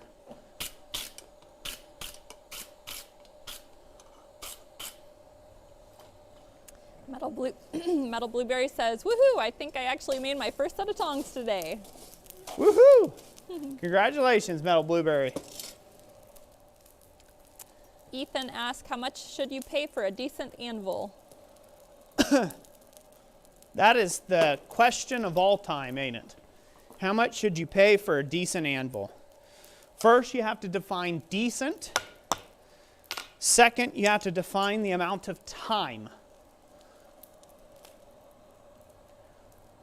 Price over time times time equals value. So if you're going to be smithing for 6 months, it's not worth buying a super expensive anvil. If you're going to be smithing for 60 years and you just know it deep down in the core of your being that this is what you were meant to do with your life, there isn't a top dollar that you can pay on a decent anvil or a good anvil. I hate to be real vague with the answer, but the question is almost as vague as the answer because it's hard to define for someone else. Generally, there are some rules of thumb. Anywhere from about $2 to $4 a pound is decent. If you're looking for a brand new anvil, you're probably going to start in the neighborhood of about $4 a pound, all the way up to $7 and even $10 a pound for a brand spanking new anvil. But again, think about it. Olga here has been through 2 world wars. 2 world wars, and is now sitting in my shop. So what value can you put on that? And it's going to be an anvil, it's going to be in my shop until one of you lucky devils on the day of my death come up to an auction and buy it. So I doubt it's going to be the day of your death. You know. That's a little soon. Little soon? Like, oh, quick, sell it all off. Wow, no, I'm just leaving your room there, Jess. Leaving your room. She'll be like, yes, he's gone. Make bank. Turn the whole barn into an enamel shop. There is. I don't need this stinking anvil. Get rid of this anvil here, huh? No, but yeah, it's a good question. It's always going to be the question that everyone's going to have. You're always going to struggle with it. What's a good price for an anvil? And the simple answer to that is, what is your good price for an anvil? What are you willing to pay? You know, again, is it valuable to you? Probably not.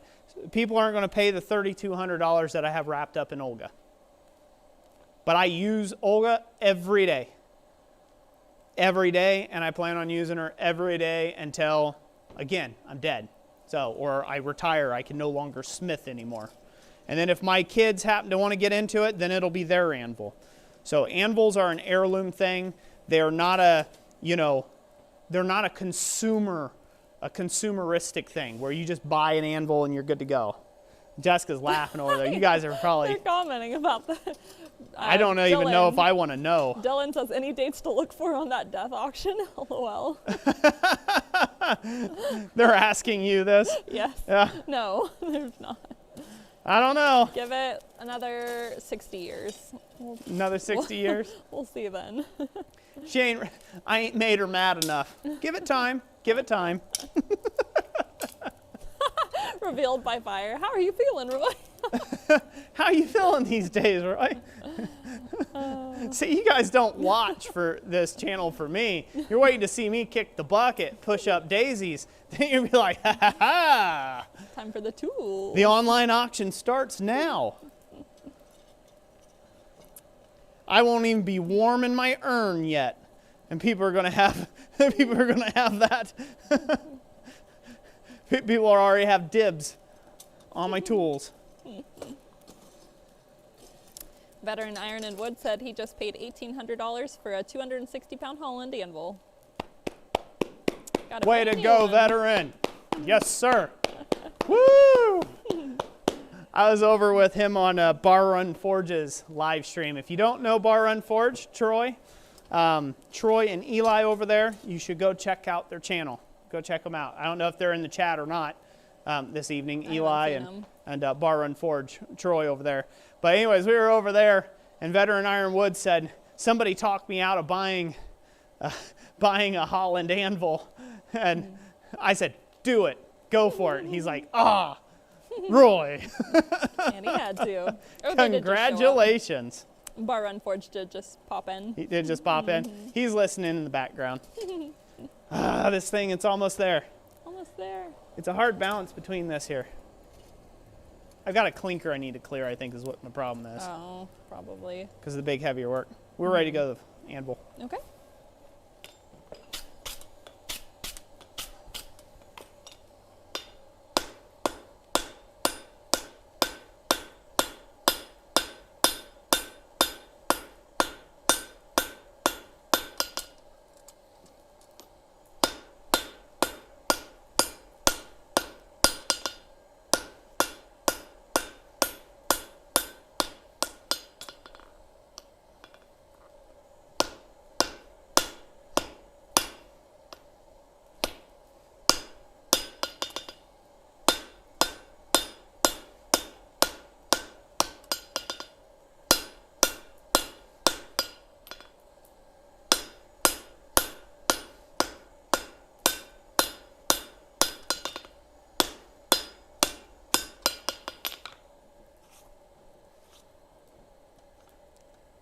I've got like a double rhombus started on this thing. Uh-oh.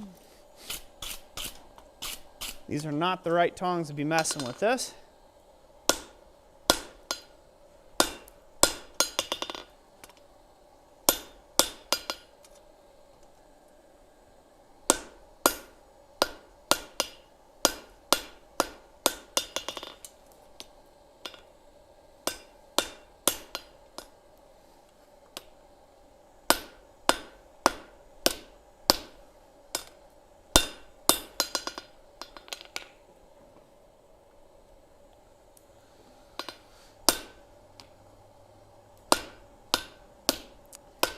Too cold. We're getting there. Trying to fix that little rhombus that's in it. Tobacco Free Fishing wants to know your favorite thing you've ever forged. Very difficult very difficult to nail down. Usually I will go probably top 2 things. This hammer I'm using right now has a lot of sentiment to it. And the other thing would be a padlock. Well, not a padlock, but a door lock I made with Tom Latney. Yep. By the way, it's 6:51. Do we want to give away some more stuff soon? We should. We should. Sorry, everyone. It's taking me a bit longer than expected, but that's how it goes. This is for a customer, so I'm not going to rush it just for YouTube views. So. Right. I've gotten in trouble doing that in the past. Yeah. All right, we're going to give away some more stuff. Good. I think we'll also throw away, I think we'll not throw away, I think we'll also throw out that sledge block, huh? Yeah. And get it sold. Sold. Given away. Blah, words, Who's the taker? hard. Who's the taker? We'll see who's the taker on that one. But first and foremost, we're going to go ahead and give away. We can go to camera number 2. All right. So the first item we're going to give away and will be up for grabs is this heart bowl set. Just in time for Mother's Day coming around the corner.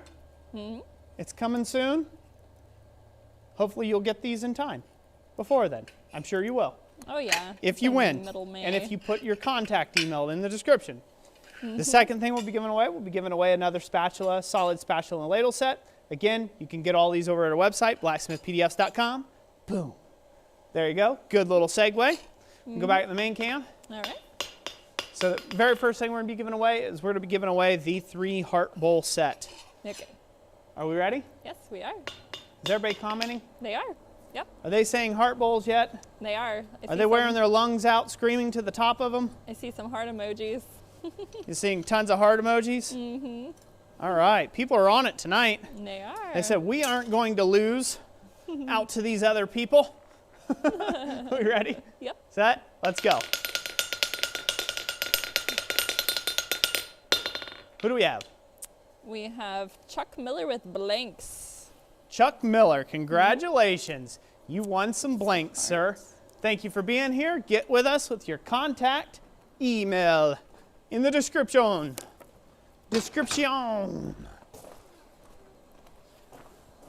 All right. We do that. It just decided to get real hot, so I'm going to forge this real quick. All right, go ahead. So you go to camera number 2. Yeah.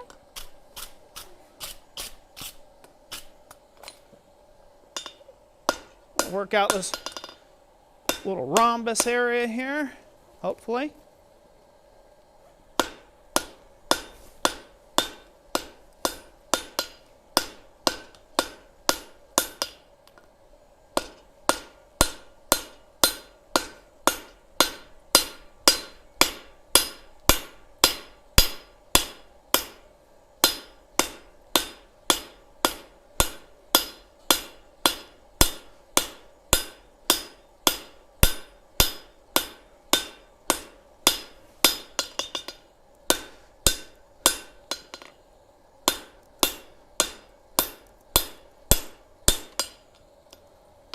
Do, do, do.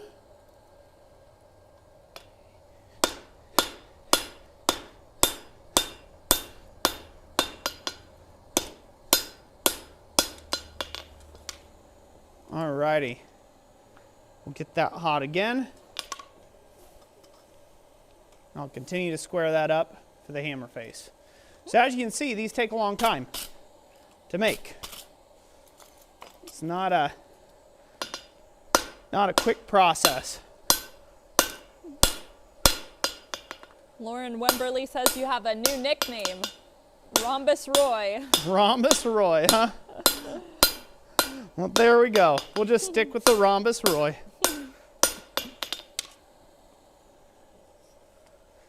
See, the thing is, I'm not afraid of rhombuses. I know how to fix them.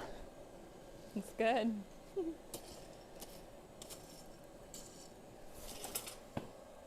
Just adds extra hammer work is all. Good key way to point out, that's why you want to have good fitting tongs. All right. We ready? Yes, we are. Let's do the spatula and ladle set, huh? Yes. We're on the main cam? Good. All right. Are they ready? They are. All right. Here we go. We're going to pull for the spatula and ladle set. Who do we have? We have, let me re-scroll there. It landed on a weird spot. Carl Moore, Swage me, sounds painful.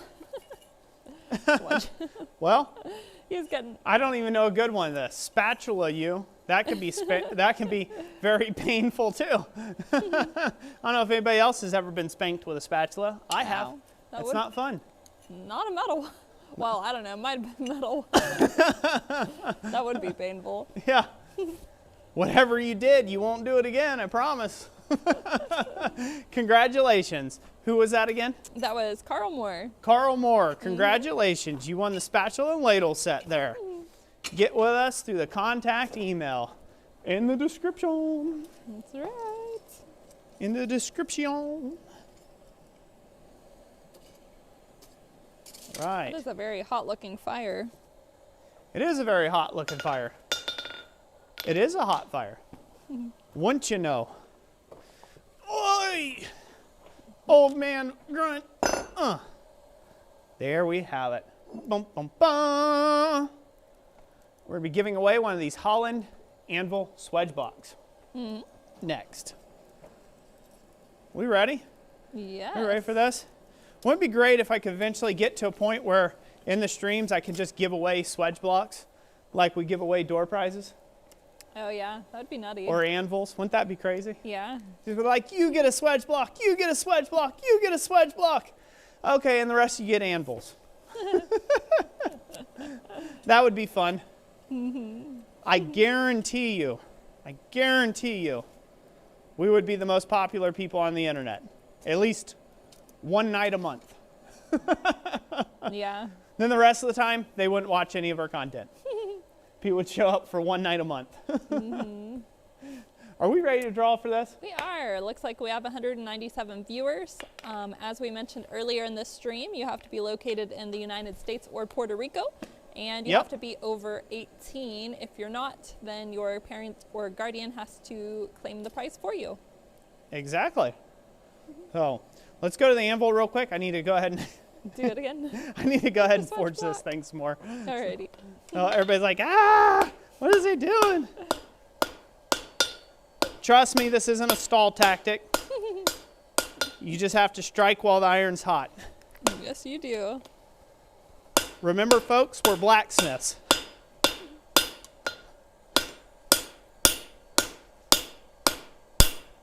This is the nice thing about having a big anvil.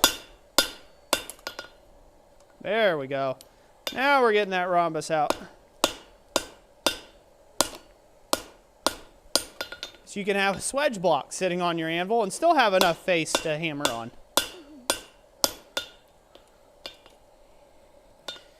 Yeah, buddy.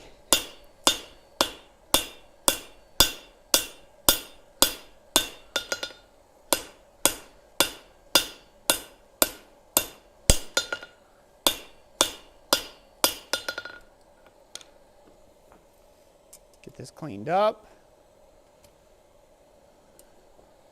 We are like right there. We are on the precipice of greatness.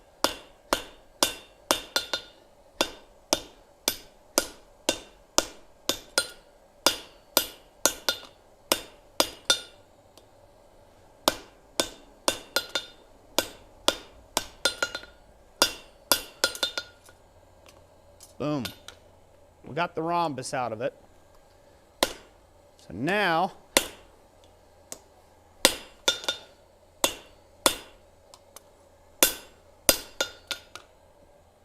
it's flatter work.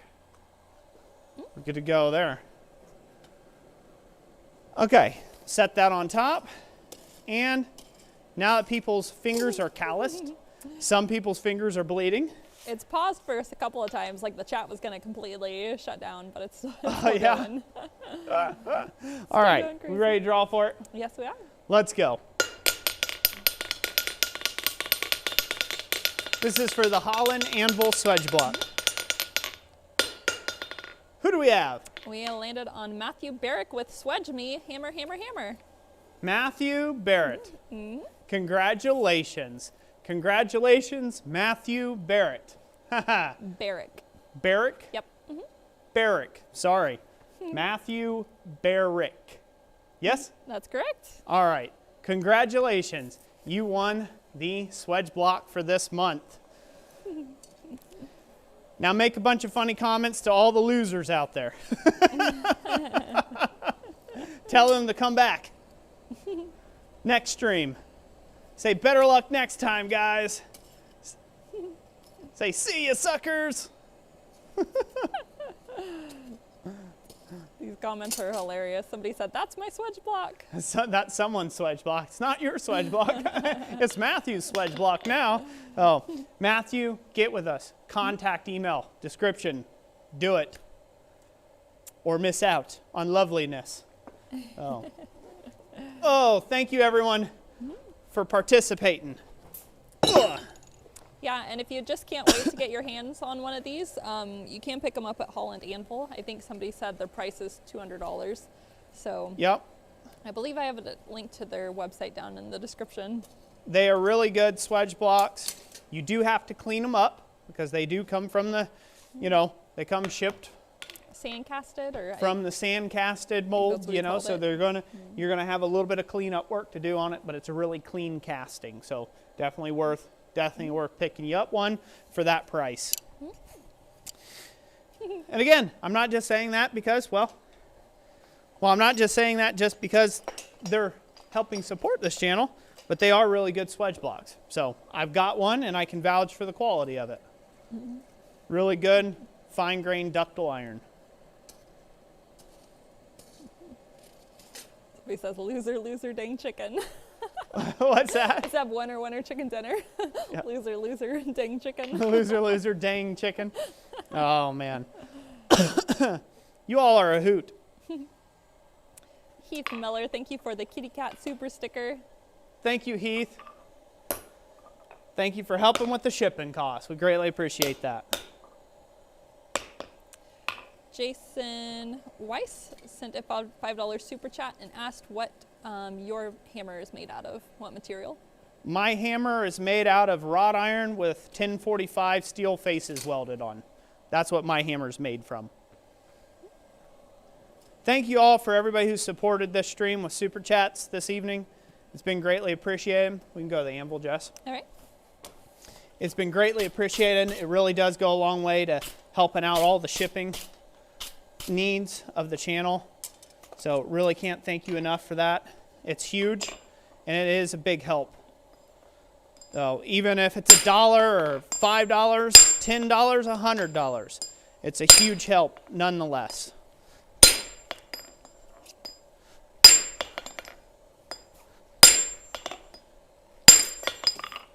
Drop.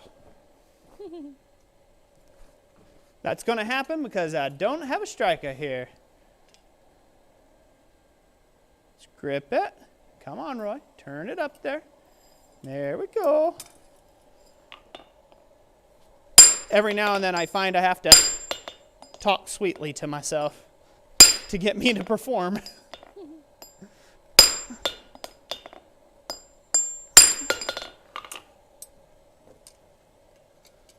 Getting a weird, you guys will have to tell me how it looks on your end.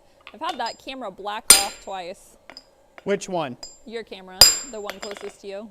The one closest to me? Mm-hmm. Okay. It blinked to black for a second and came back on. Okay.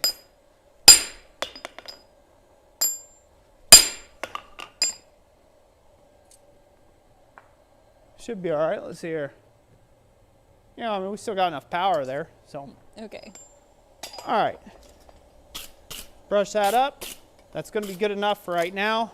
I got a little bit more, got some more cleanup work I got to do on this. And obviously I've re-put a rhombus back into it just because the thing's slipping around on me. Get this. Bam. Oh, see? yeah. Nice. Eyeballed it. Huh? You eyeballed it real good. I'm pretty good at that. Mm-hmm. So there you go. So now it's to the correct size. Obviously this has got to get forge welded on. So there's not a point, there's not a point in making this too pretty because it still has to be forge welded on. So there's no point in spending 19 hours doctoring this thing up. You know, making it all just every so perfect, because yeah, it's just going to get distorted anyhow. So there's that. Now we'll work on the peen piece real quick, since that won't take too long, and I think that's where we will call the stream. Okay. How's that sound? Sounds good. Sound good? Yep. Aimless Adventure, thank you for the $10 super chat. Says, thank you, Aimless. time to go. I got to move faster than Roy's live chat or I'll be late. Great to see you all as always. Be well and safe, LP and CG. Ooh, man, that is hard to do. It is. You'll be boogieing. Yeah. Wonder if Frank Strock's in here tonight, is he? I'm not sure. You seen I've Frank him Strock? comment. I don't think so. He was talking about how he's 0-3 so far for for winnings is concerned, and he was hoping to win the Swage block tonight. I guess he'll be 0-4, huh? Yeah. Technically, if he was just trying to win the Swage block, he's still good. He's 0-3 now. But he might have tried to win the anvils when we were giving those away, and then, yeah, that would make him 0-4 now. Or 0-13. Or 14. Thomas Goodamoot, thank you for the $5 super chat. He says, wanted to help out with the channel. Enjoy your lives. Haha. Thank you, Thomas. There's the man of the hour.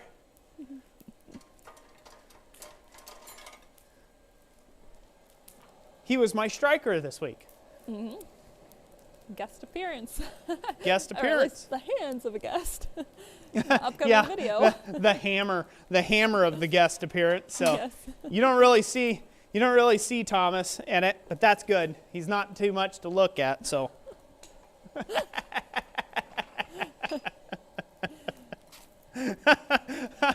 I just have to mess with Thomas on that.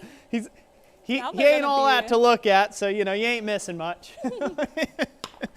That's why we agreed on just showing his hands. And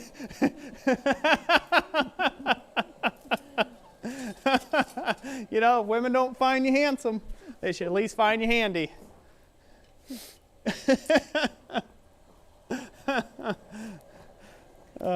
Chris Schaefer, thank you for the super sticker of a diamond. Thank you, Chris. Greatly appreciate that. Trying to find the right tongs for these. What do I want to use? Granddads, thank you for the $10 super chat. Says, gotta roll everyone. Spending some time with the grandkids is important. See ya and God bless. Thank you, Granddad's Forge. Enjoy them grandbabies. And Carl Moore, thank you for the $10 super chat. To help with shipping, thanks again. Thank you very much. Greatly appreciate that. That really does help out. It does, it does. Thank you all so much. See, Ouroboros asked if we can show off the Swage blocks again. I'll just put up the little rotating thing for a second. What's that? Ouroboros wanted to see the video of the Swage block. I popped it up for a second. Yeah, go ahead and pop that up while this is still heating.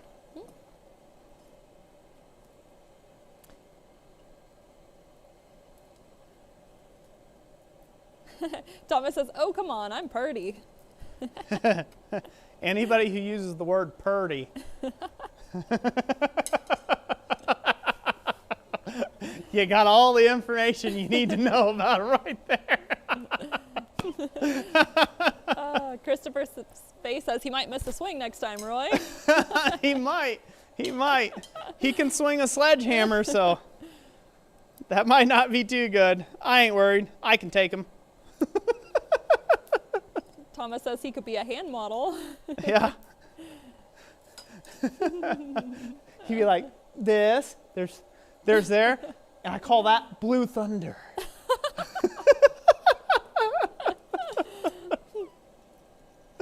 This is hot, babe. All right. Let's go to the anvil. Yep. Nah, Thomas is a good guy. Good chap. All right. So my main goal with this is to stretch it out. Kind of got to squat it down a little bit. I don't want to gain too much thickness.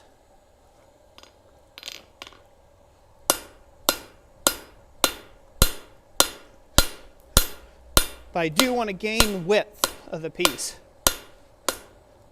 This is going to be the bit, the high carbon steel bit that I'm going to insert into the hammer.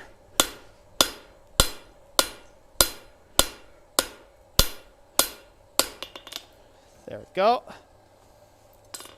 Dress this up a bit more.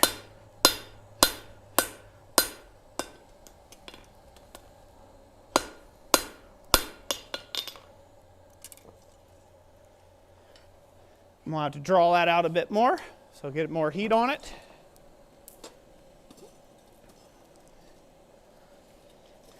The Bach Maker said, just made it back for the end. Cool, the Bach Maker. Good to have you here.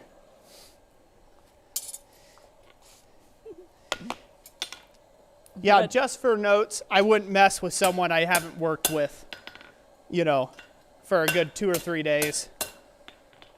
I got to get to know you before I take and razz you that bad.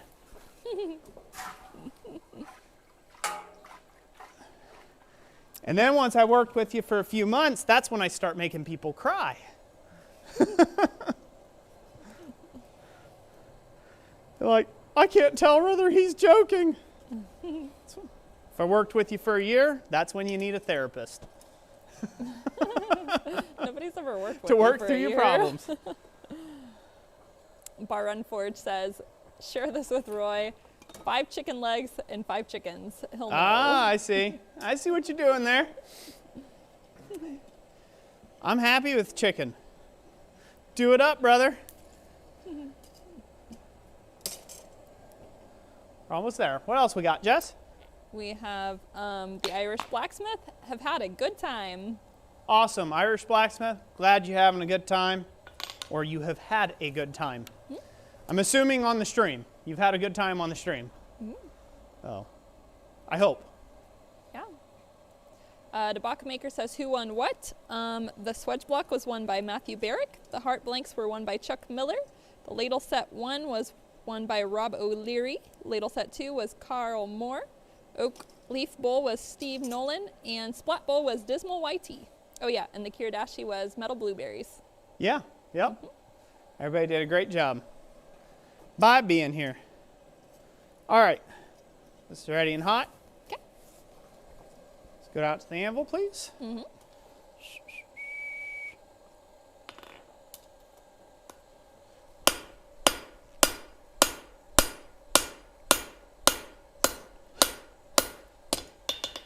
Again, need to get some more length out of this so it matches the full width of the hammer face.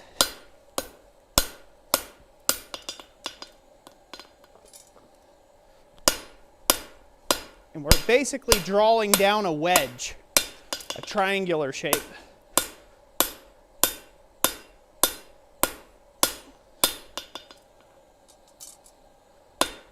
Clean it up. So we want it to be broader on one end, tapering to the other. So right now, we've worked a bit of a wedge shape into it. So this is one of those, this is kind of like an intentional rhombus. This is a lot harder to get than you think. Usually happens when you don't want it to happen, and then when you do want it to happen, it doesn't want to perform correctly for you.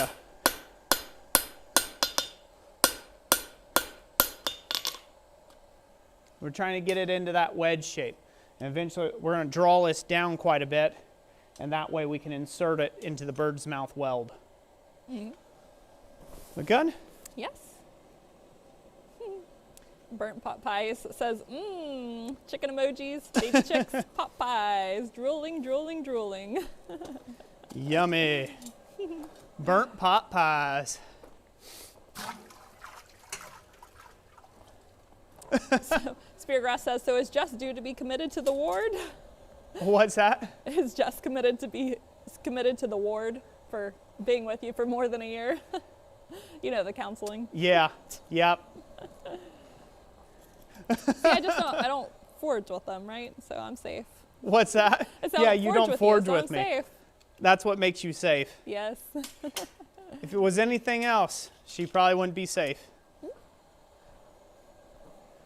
From my rants. From the pure lunacy that is me.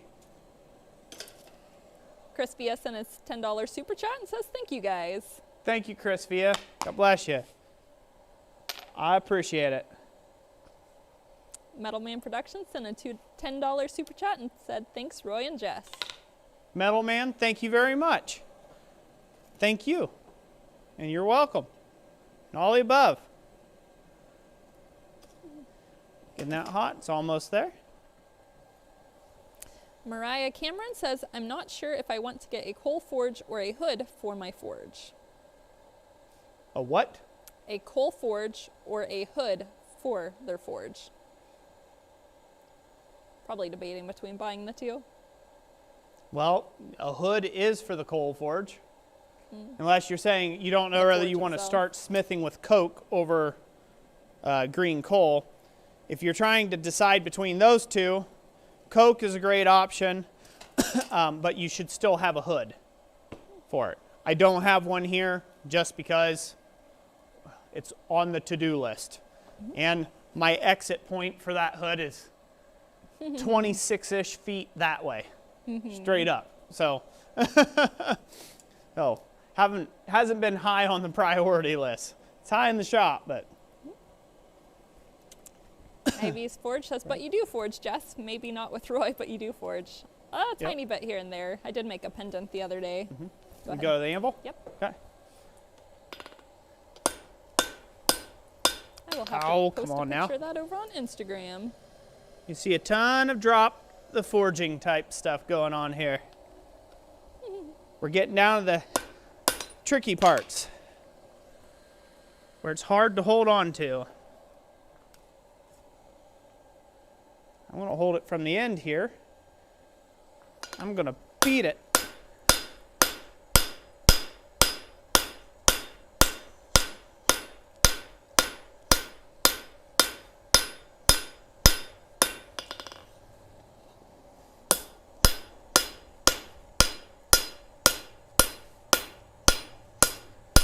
These are just those things that have like a weird, they're just really weird because of their shape. They're just odd.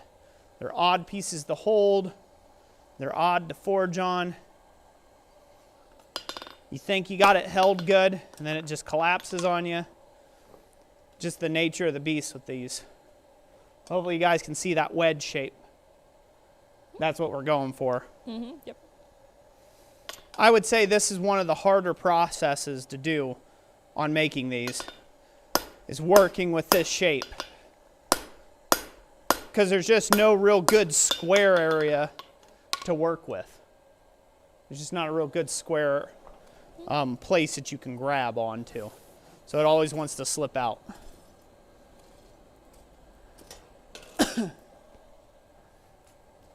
Jeff Woodring says, do you worry about the forge atmosphere during this phase of the hammer construction?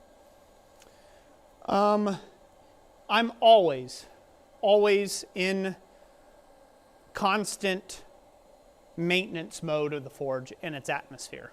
So yes, you do worry about it. Do you worry about it as much as you do when you're forge welding? No. But you do need, in order to keep a good hot fire, in order to be efficient at your work, you should always be maintaining the forge, putting more coke on, shifting out clinkers out of the way, stuff like that. You should always be working with your fire as you go along. I've been doing it so long, it's more of like a seamless thing, so you may not see me get too riled about it or anything. I just do it. Every time I bring out the piece and go back in the fire, you see me adjust some stuff. That's me maintaining the fire and kind of caring about the forge atmosphere. Mariah Cameron said that they have a wood forge. They have a wood forge. Oh, they have a wood forge? If you have a wood forge or charcoal forge, you need to get a hood. Even if you go with a green coal forge, you're going to want a hood. If you're indoors. Neil Graham, have a good evening. He says he's got to run, go get some dinner. Neil, take care of yourself, buddy. Thanks for being here. All right, we go to the anvil. All right.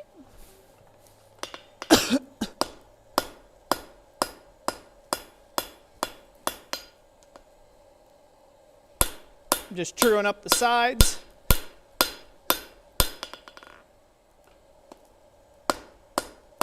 Almost have a wedge shape I'm happy with.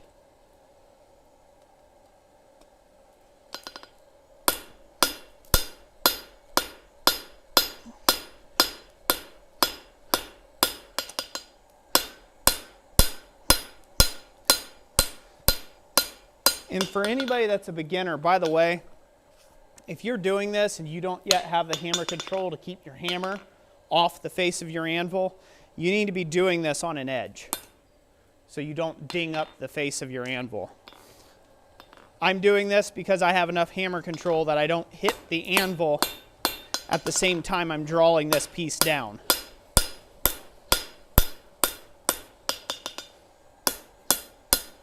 If that makes sense.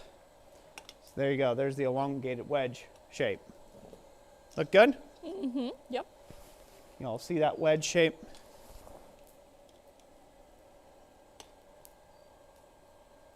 Yeah, good. Cool. I will have to end up drawing it down just a bit more, just a fuzz. We'll thin that out just a fuzz more. And I think we can call it there for the stream. What do you think? Mm-hmm. Dabaka says you should be happy with your wedgie.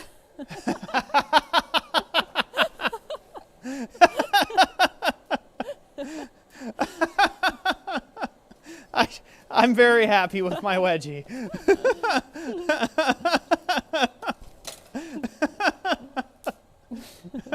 That's a good one, Dabaka Baker.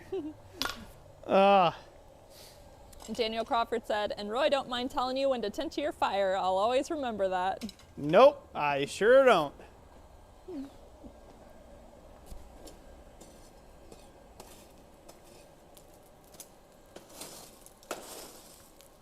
Irish Blacksmith says, well, it's about that time for me, friends. Gotta get going, but I shall return for the next one. God bless. Good to have you here. God bless you.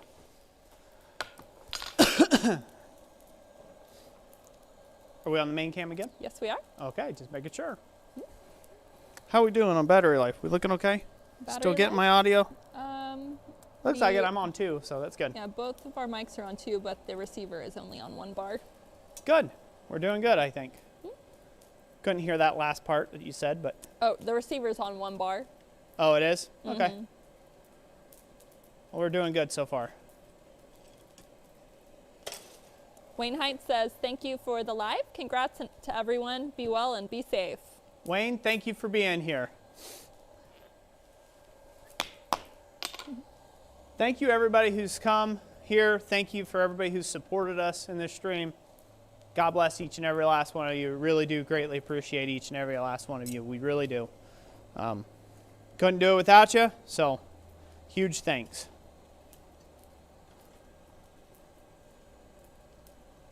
Yeah, the snow did melt off, so no, there's not any more on the shop floor. So it Nope. does kind of look light back there, but it's just Well, the yeah, gravel. it's just, that's the color of the limestone gravel stuff there. It's just lighter in color. All right, to the anvil. Bill Wool says, is there no electricity for charging the batteries while using them? No, they actually have a battery Nope. case that they have to You got charge the anvil? in. Yes, we are.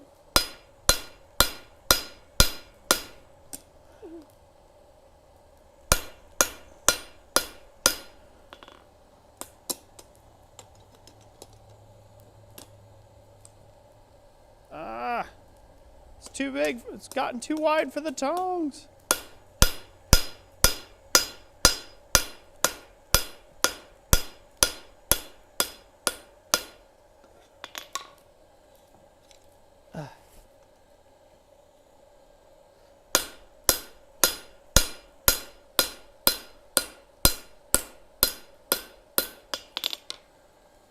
There we go.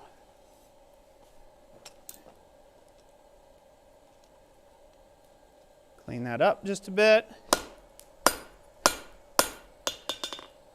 Square it. Billet squared. Looking pretty darn fantastic.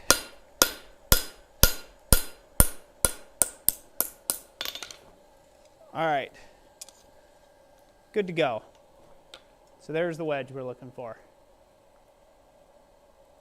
Now we got to see whether that fits. It should be just over. Black Collar Ironworks sent a $5 super chat and said it's a very fancy wedgie. It's a super fancy wedgie.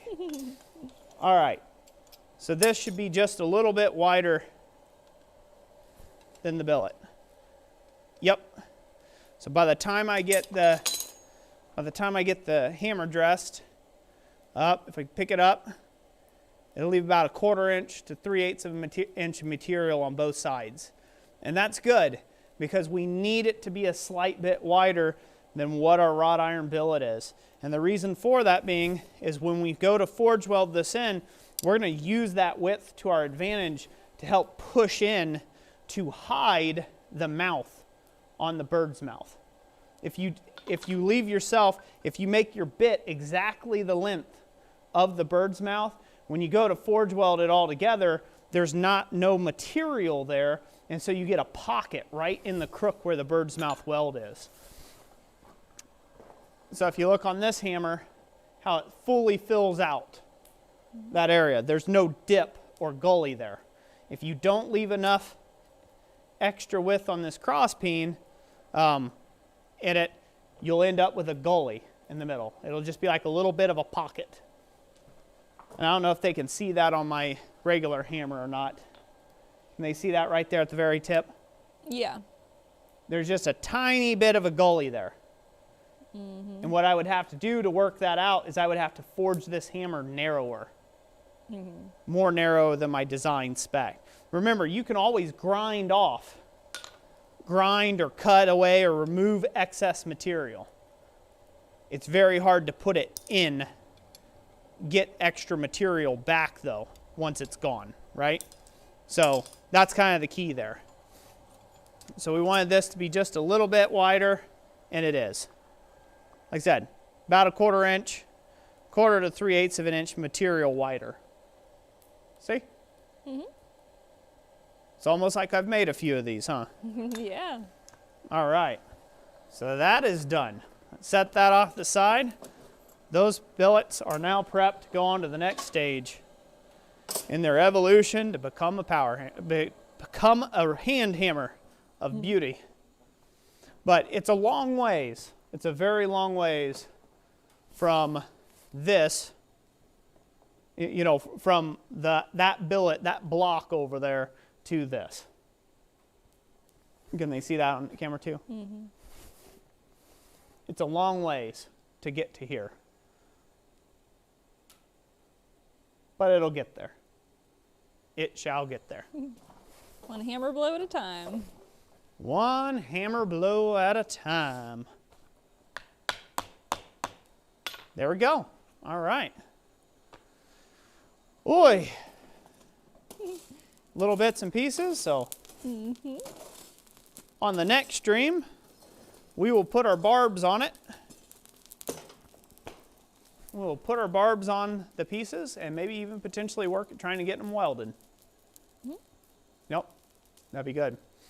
Just as an example, when I was learning to make this style of hammer from Tom Latney, master locksmith in Pepin, Wisconsin, I was out at a place called Touchstone Center for Crafts in Pennsylvania, and it was a week-long class.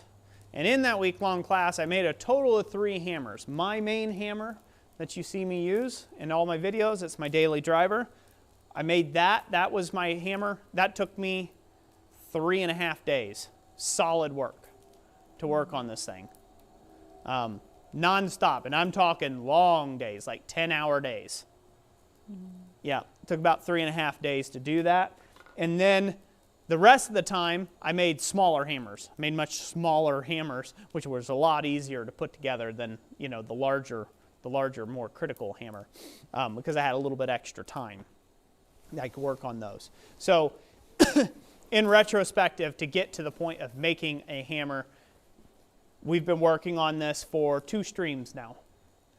2.5, almost 3-hour streams.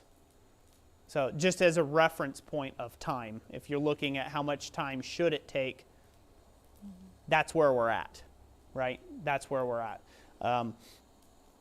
So probably, if I really push, next stream, I could probably have 1 face welded on. The prep work done, 1 face welded on, and maybe the peen split into a bird's mouth. Possibly. That's a lot of work. It's a lot of work. It's something I would have spent 3.5 days working on before, 10-hour days. And then, you know, we've got, 5 hours into it as of right now? 5 hours into this project. So that's the difference in once you've done it for a while, you've got skill, right? Everything takes less time the more skill that you have or the more you're adjusted to forge work. Back then, I wasn't adjusted to forge work. I thought I was, but no, it was a lot of work, you know, and of course I'm just learning a process. So I guess that's a final thought I'd like to leave you all with, especially all of you beginners out there, even you guys that have been doing it for a little while, is give yourself time to get to where you want to be. We all feel that sense of urgency in our life, just because, not to be too morbid, we do have an end point, right? We do have an end point. And so we want to make most use of our time, our free time when we're not at work, when we're doing other things, and we want to spend as much time as we can and, you know, be as efficient in that time. But blacksmithing is a slow, old craft. It always has been, and it always will be. You know, good iron work takes time. So if you want to get to the level that you see other people that you admire, the other people that you admire online, if you want to get to their level, it just takes time. You can't force it. If you force it, you're going to get hurt. And then it's going to take you further away from your dreams. So keep that in mind. If you're out there struggling with something currently, take a breather from it, back off. If you're sore in any way, if you're hurting in any way, back off. Take a breather for a bit, and then go back to the work. You have to learn your limits in smithing, because at the end of the day, you are not a machine. So just keep that in mind while you're out there, and I hope that bit of advice will really help you out as you go. I know that there's a tendency, if there's a bunch of youngsters, young men, or even women out there who are getting into this, usually it's the young men, so I'll speak to you almost directly. There is an absolute habit from the very get-go. You want to see results. You're results-based. You want to see it fast. And so you start picking up heavier and heavier hammers to try to get work done.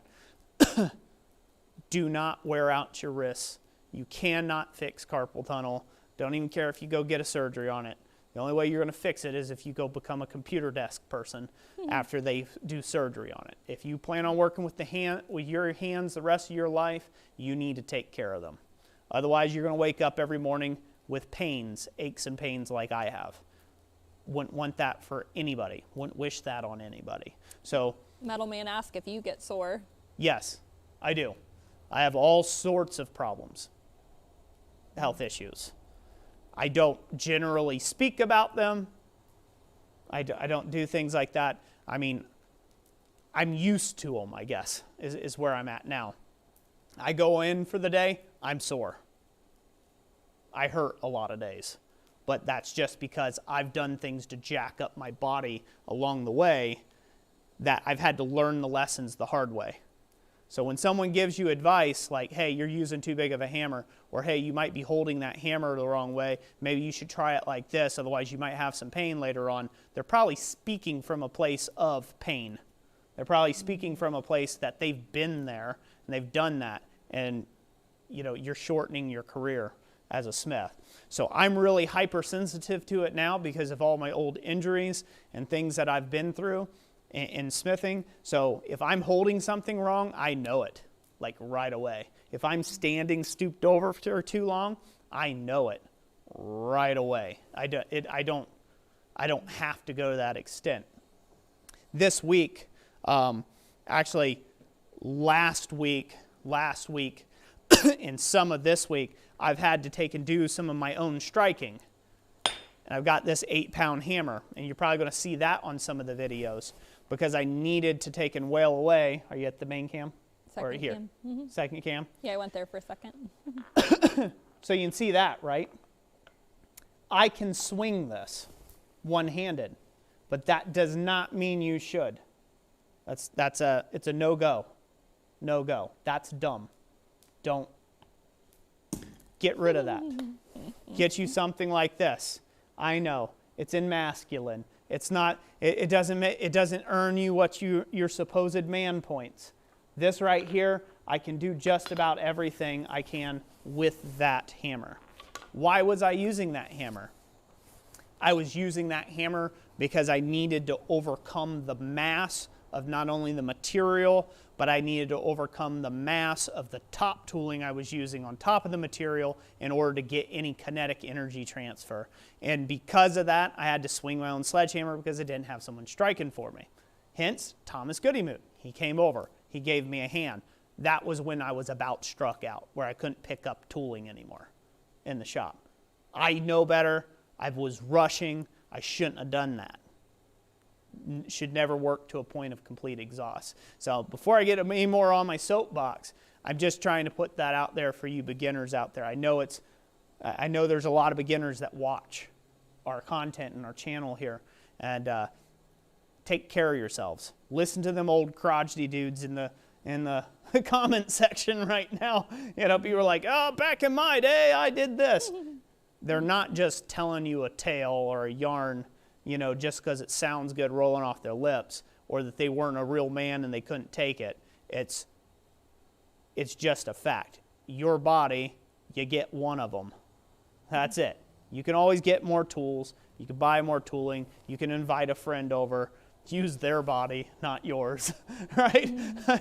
Thanks, Thomas. Well, he gets to use 2 arms. Get a Thomas Goodymoot around. Use his body up for the forge work, for the striking. This is a good trade. I think this works out all right. But yeah, please listen to your body when you're trying to undertake stuff like this. As you can see, I wasn't winning no races tonight, was I? No. I wasn't. I was working hard. I put the work down. I had plenty of rest time in between heats. Mm-hmm. That's not the time to go throwing more stock in the fire and saying, well, I got to wait 10 minutes. I better throw more stuff in here and get to whaling on it. It's going to make you an old man real quick. So hopefully that helps somebody out there. My little soapbox rant there. Uncle Buck's Forge says those aches and pains are from old age. At least that's where I'm at. I don't want to get to old age, Uncle Buck. I'm already at the aches and pains stage, and I'm not old. Well, I'm old enough. Carter Jewell says, do you have any recommendations of warm-ups and stretches before forging? Just your basic warm-up stuff, stretch, you know, like you normally see people do, you know, crossing over your arms, just getting some blood circulating, right? Work your arms, your shoulders a little bit. You know, I squeeze my hands a lot just to get blood flowing, you know, to your extremities, regular palm stretches, stuff like that. Generally, my warm-up stage, I don't like going from just straight up waking up in the morning, getting out in the shop, and just go right to heavy work. I don't like the very first thing I hit for the day to be a big chunk of steel. I will warm up with small stuff, little things. I might need to make a punch or a chasing tool or something, and I'll just tinker, right? Just get the blood flowing. And then once you've kind of built up a little bit of a sweat, you slowly work up to that kind of sweat stage, you build up to a sweat, then you can throw on the bigger stuff, and you won't strike yourself out and end up, getting hurt that way. But usually, I would recommend go in the shop, make some small little S-hooks or some little nails or just something, some little basic item that you can throw in a bucket, maybe sell at a craft fair or give away come Christmas time, and do that as your warm-up exercise, when you get into the shop for the day. Bockmaker says strikers are consumables? Question mark. It's like, well, when you have a channel of 72,000-ish subs, yeah, they're kind of consumable. Figured them out. Everyone's going to avoid everything else I said from there, and they're just going to be like, oh, Roy's arrogant. No, strikers aren't consumables. But they can bring a new meaning to strong back, weak mind. You know, that's what you want to look for. Striker. Someone who has a weak constitution. Get them in your shop. Get them striking for you. Russell Gorman said, I was going to ask that. He's already sore, hoping this kind of work would be good for getting somewhat in shape. Yeah, it's fine. Just take it at your own pace. You know you want to get out there. You've got 2 hours to do something before the wife and kids get home or whatever, and you're just trying to push, and maybe you only get an hour or two a week to forge, right? And you wanted that time to just look glorious.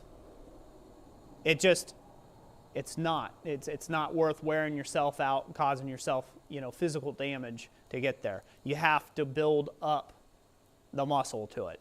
I can smith all day. The longest time I went smithing for was 16 hours straight. I was wore out for the next 3 days, and every single hammer blow after that hurt for the next 3 days, but I could do 16 hours straight. But I don't choose to anymore. Most of my forging days, they look about anywhere from about 4 to 8 hours as a general rule, and then a lot of finish work. A lot of finish work or other work that I do in the shop, filming, whatever. And that's generally my day. It can be anywhere from 4, 6, 8 hours. So it just ranges, and usually a real busy week for me is when I'm putting in 10-hour days. At forging specifically, 10-hour days. That'll whoop you by the end of the week. Yeah, don't care if you're built like Hercules, it's going to whoop you. Because at the end of the day, what are we doing? We're beating our bodies against something hard, right? That energy's got to go somewhere, and it doesn't just all go into the work and into the anvil. It resonates back through your body. Likewise, power hammers, concrete floors. You'll notice there's a lot of guys that do smithing with their power hammers in some of the larger shops. Why is the power hammer on a floating bed? It's not jarring. Anybody got any ideas about that? It's because a lot of men went to, workman's comp with complaints of their backs being shot and their hips being shot and their joints going out on them and them shrinking magically. It's because their spinal cord being compressed. Because you got a 1,500 pound, drop hammer hitting, and you're standing right next to it, it can send a 30-pound plate up into the air. There's that much kinetic energy coming back up through the ground. So they learned, we got to isolate these things from the rest of the building. They put them on big floating beds. Springs, giant springs underneath them, and platforms. Frank Strock was here. He could tell you about that. Again, they just learned that the kinetic energy doesn't just flow into the piece and stay in the machine. It radiates out, and it finds its way back from the earth. The earth is pushing back on you as hard as you're pushing down. So anything you hammer down, it's coming back up through somewhere. So you just have to be mindful of that. Like if I work on my power hammer all day and I'm on a gravel floor, I get it in my hips. I can feel it in my hips. Like the same soreness I have in my arms. I'll actually feel it in my hips. And that's probably because I have a bad stance. I should probably be more loose at the power hammer. But I'm more peg-legged. And so I feel it. It's a good reminder. I need to remember that next time I work on the power hammer. Keep a loose stance, Roy. Get zen with it. Anyways, enough of me ranting on, yammering about. Everybody done with me? Everybody checking out, saying bye, see you, sayonara? A lot of people did. I think we're at 96 currently. 96. A lot of people took off, yeah. Yeah. When that Swage block was given away? Yeah, within 15 minutes afterwards. Yeah, they're like, all right, I'm out of here. Peace out. Huh. Right. Well, thank you to everybody who stuck around to listen into my into the stream, soapbox derby here. Before, Let's go. you just want me to quickly randomly draw 3 people for stickers, just without announcing it, just like go before they comment. Yeah. Just for sticking around. Yeah. All right. So just for sticking around, Jessica's going to just draw 3 random names, and we're going to send you some stickers. Ready? Yep. And go. Who's the first one? Let's see. Zachary Lovett with Vibrations. Your question about the Zachary power Lovett, congratulations. You're a winner of our sticker pack. Get us your address, and we'll send them to you free of charge. Go through the contact email and description. Who's the next person? Next one is Christopher Fay, floating on clouds. Floating on clouds, Christopher Fay. Congratulations. We're going to send you a sticker pack, sir. The You're the Swage block sticker in it. Who's the next one? Eric, we're still here for you, Roy. Eric, I'm glad you're here for us. We're here for you too, buddy. Congratulations. You're going to receive a sticker pack from us. All right. Good. We did 3, huh? Yeah, we did. Good. I think that's about a wrap, ain't it? Yeah. Sound good? 7:47. 7:47. Okay. I was 47 minutes over. We got to stop doing it like this, guys. Hey, Callis, we got to stop doing it like this. The mics are holding up. That's good. Yeah, battery's holding up. That's good. But anyways, all right. Thank you all so much for watching this video, watching this live stream. I greatly appreciate it. I know it's kind of one of those boring things, but this is kind of what blacksmithing is. You just, someday it's just a lot of work to get a hammer together like that. So I'm glad you guys stuck around. I hope you found some of it informative, entertaining at least, in that. Congratulations to all the winners. Thank you to all the Super Chat donators in this stream. We really couldn't do it without you, so thank you so much for that.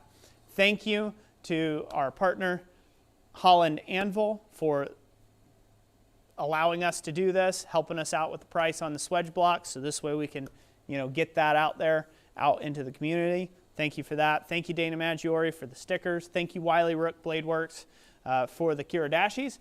We have 3 more Kiridashis to give away, so those will be in the next live streams as well. That'll be coming up.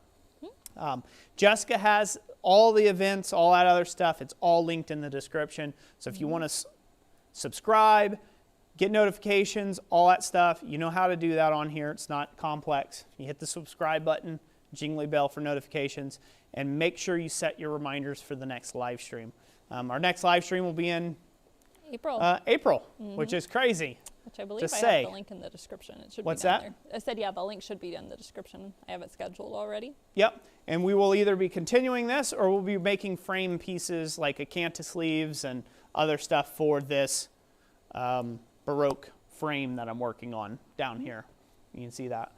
Somebody asked earlier about the rough size of that anvil. It's going to be probably the anvil sign portion that'll hang down. It's going to be about 18 inches or so, probably by 12 to 14 inches tall, and it'll be left raw so somebody can add letters to it or their name or whatever when it gets auctioned off. So, but yeah, that's it. I've got a ton of great content, or at least I think it's great coming out.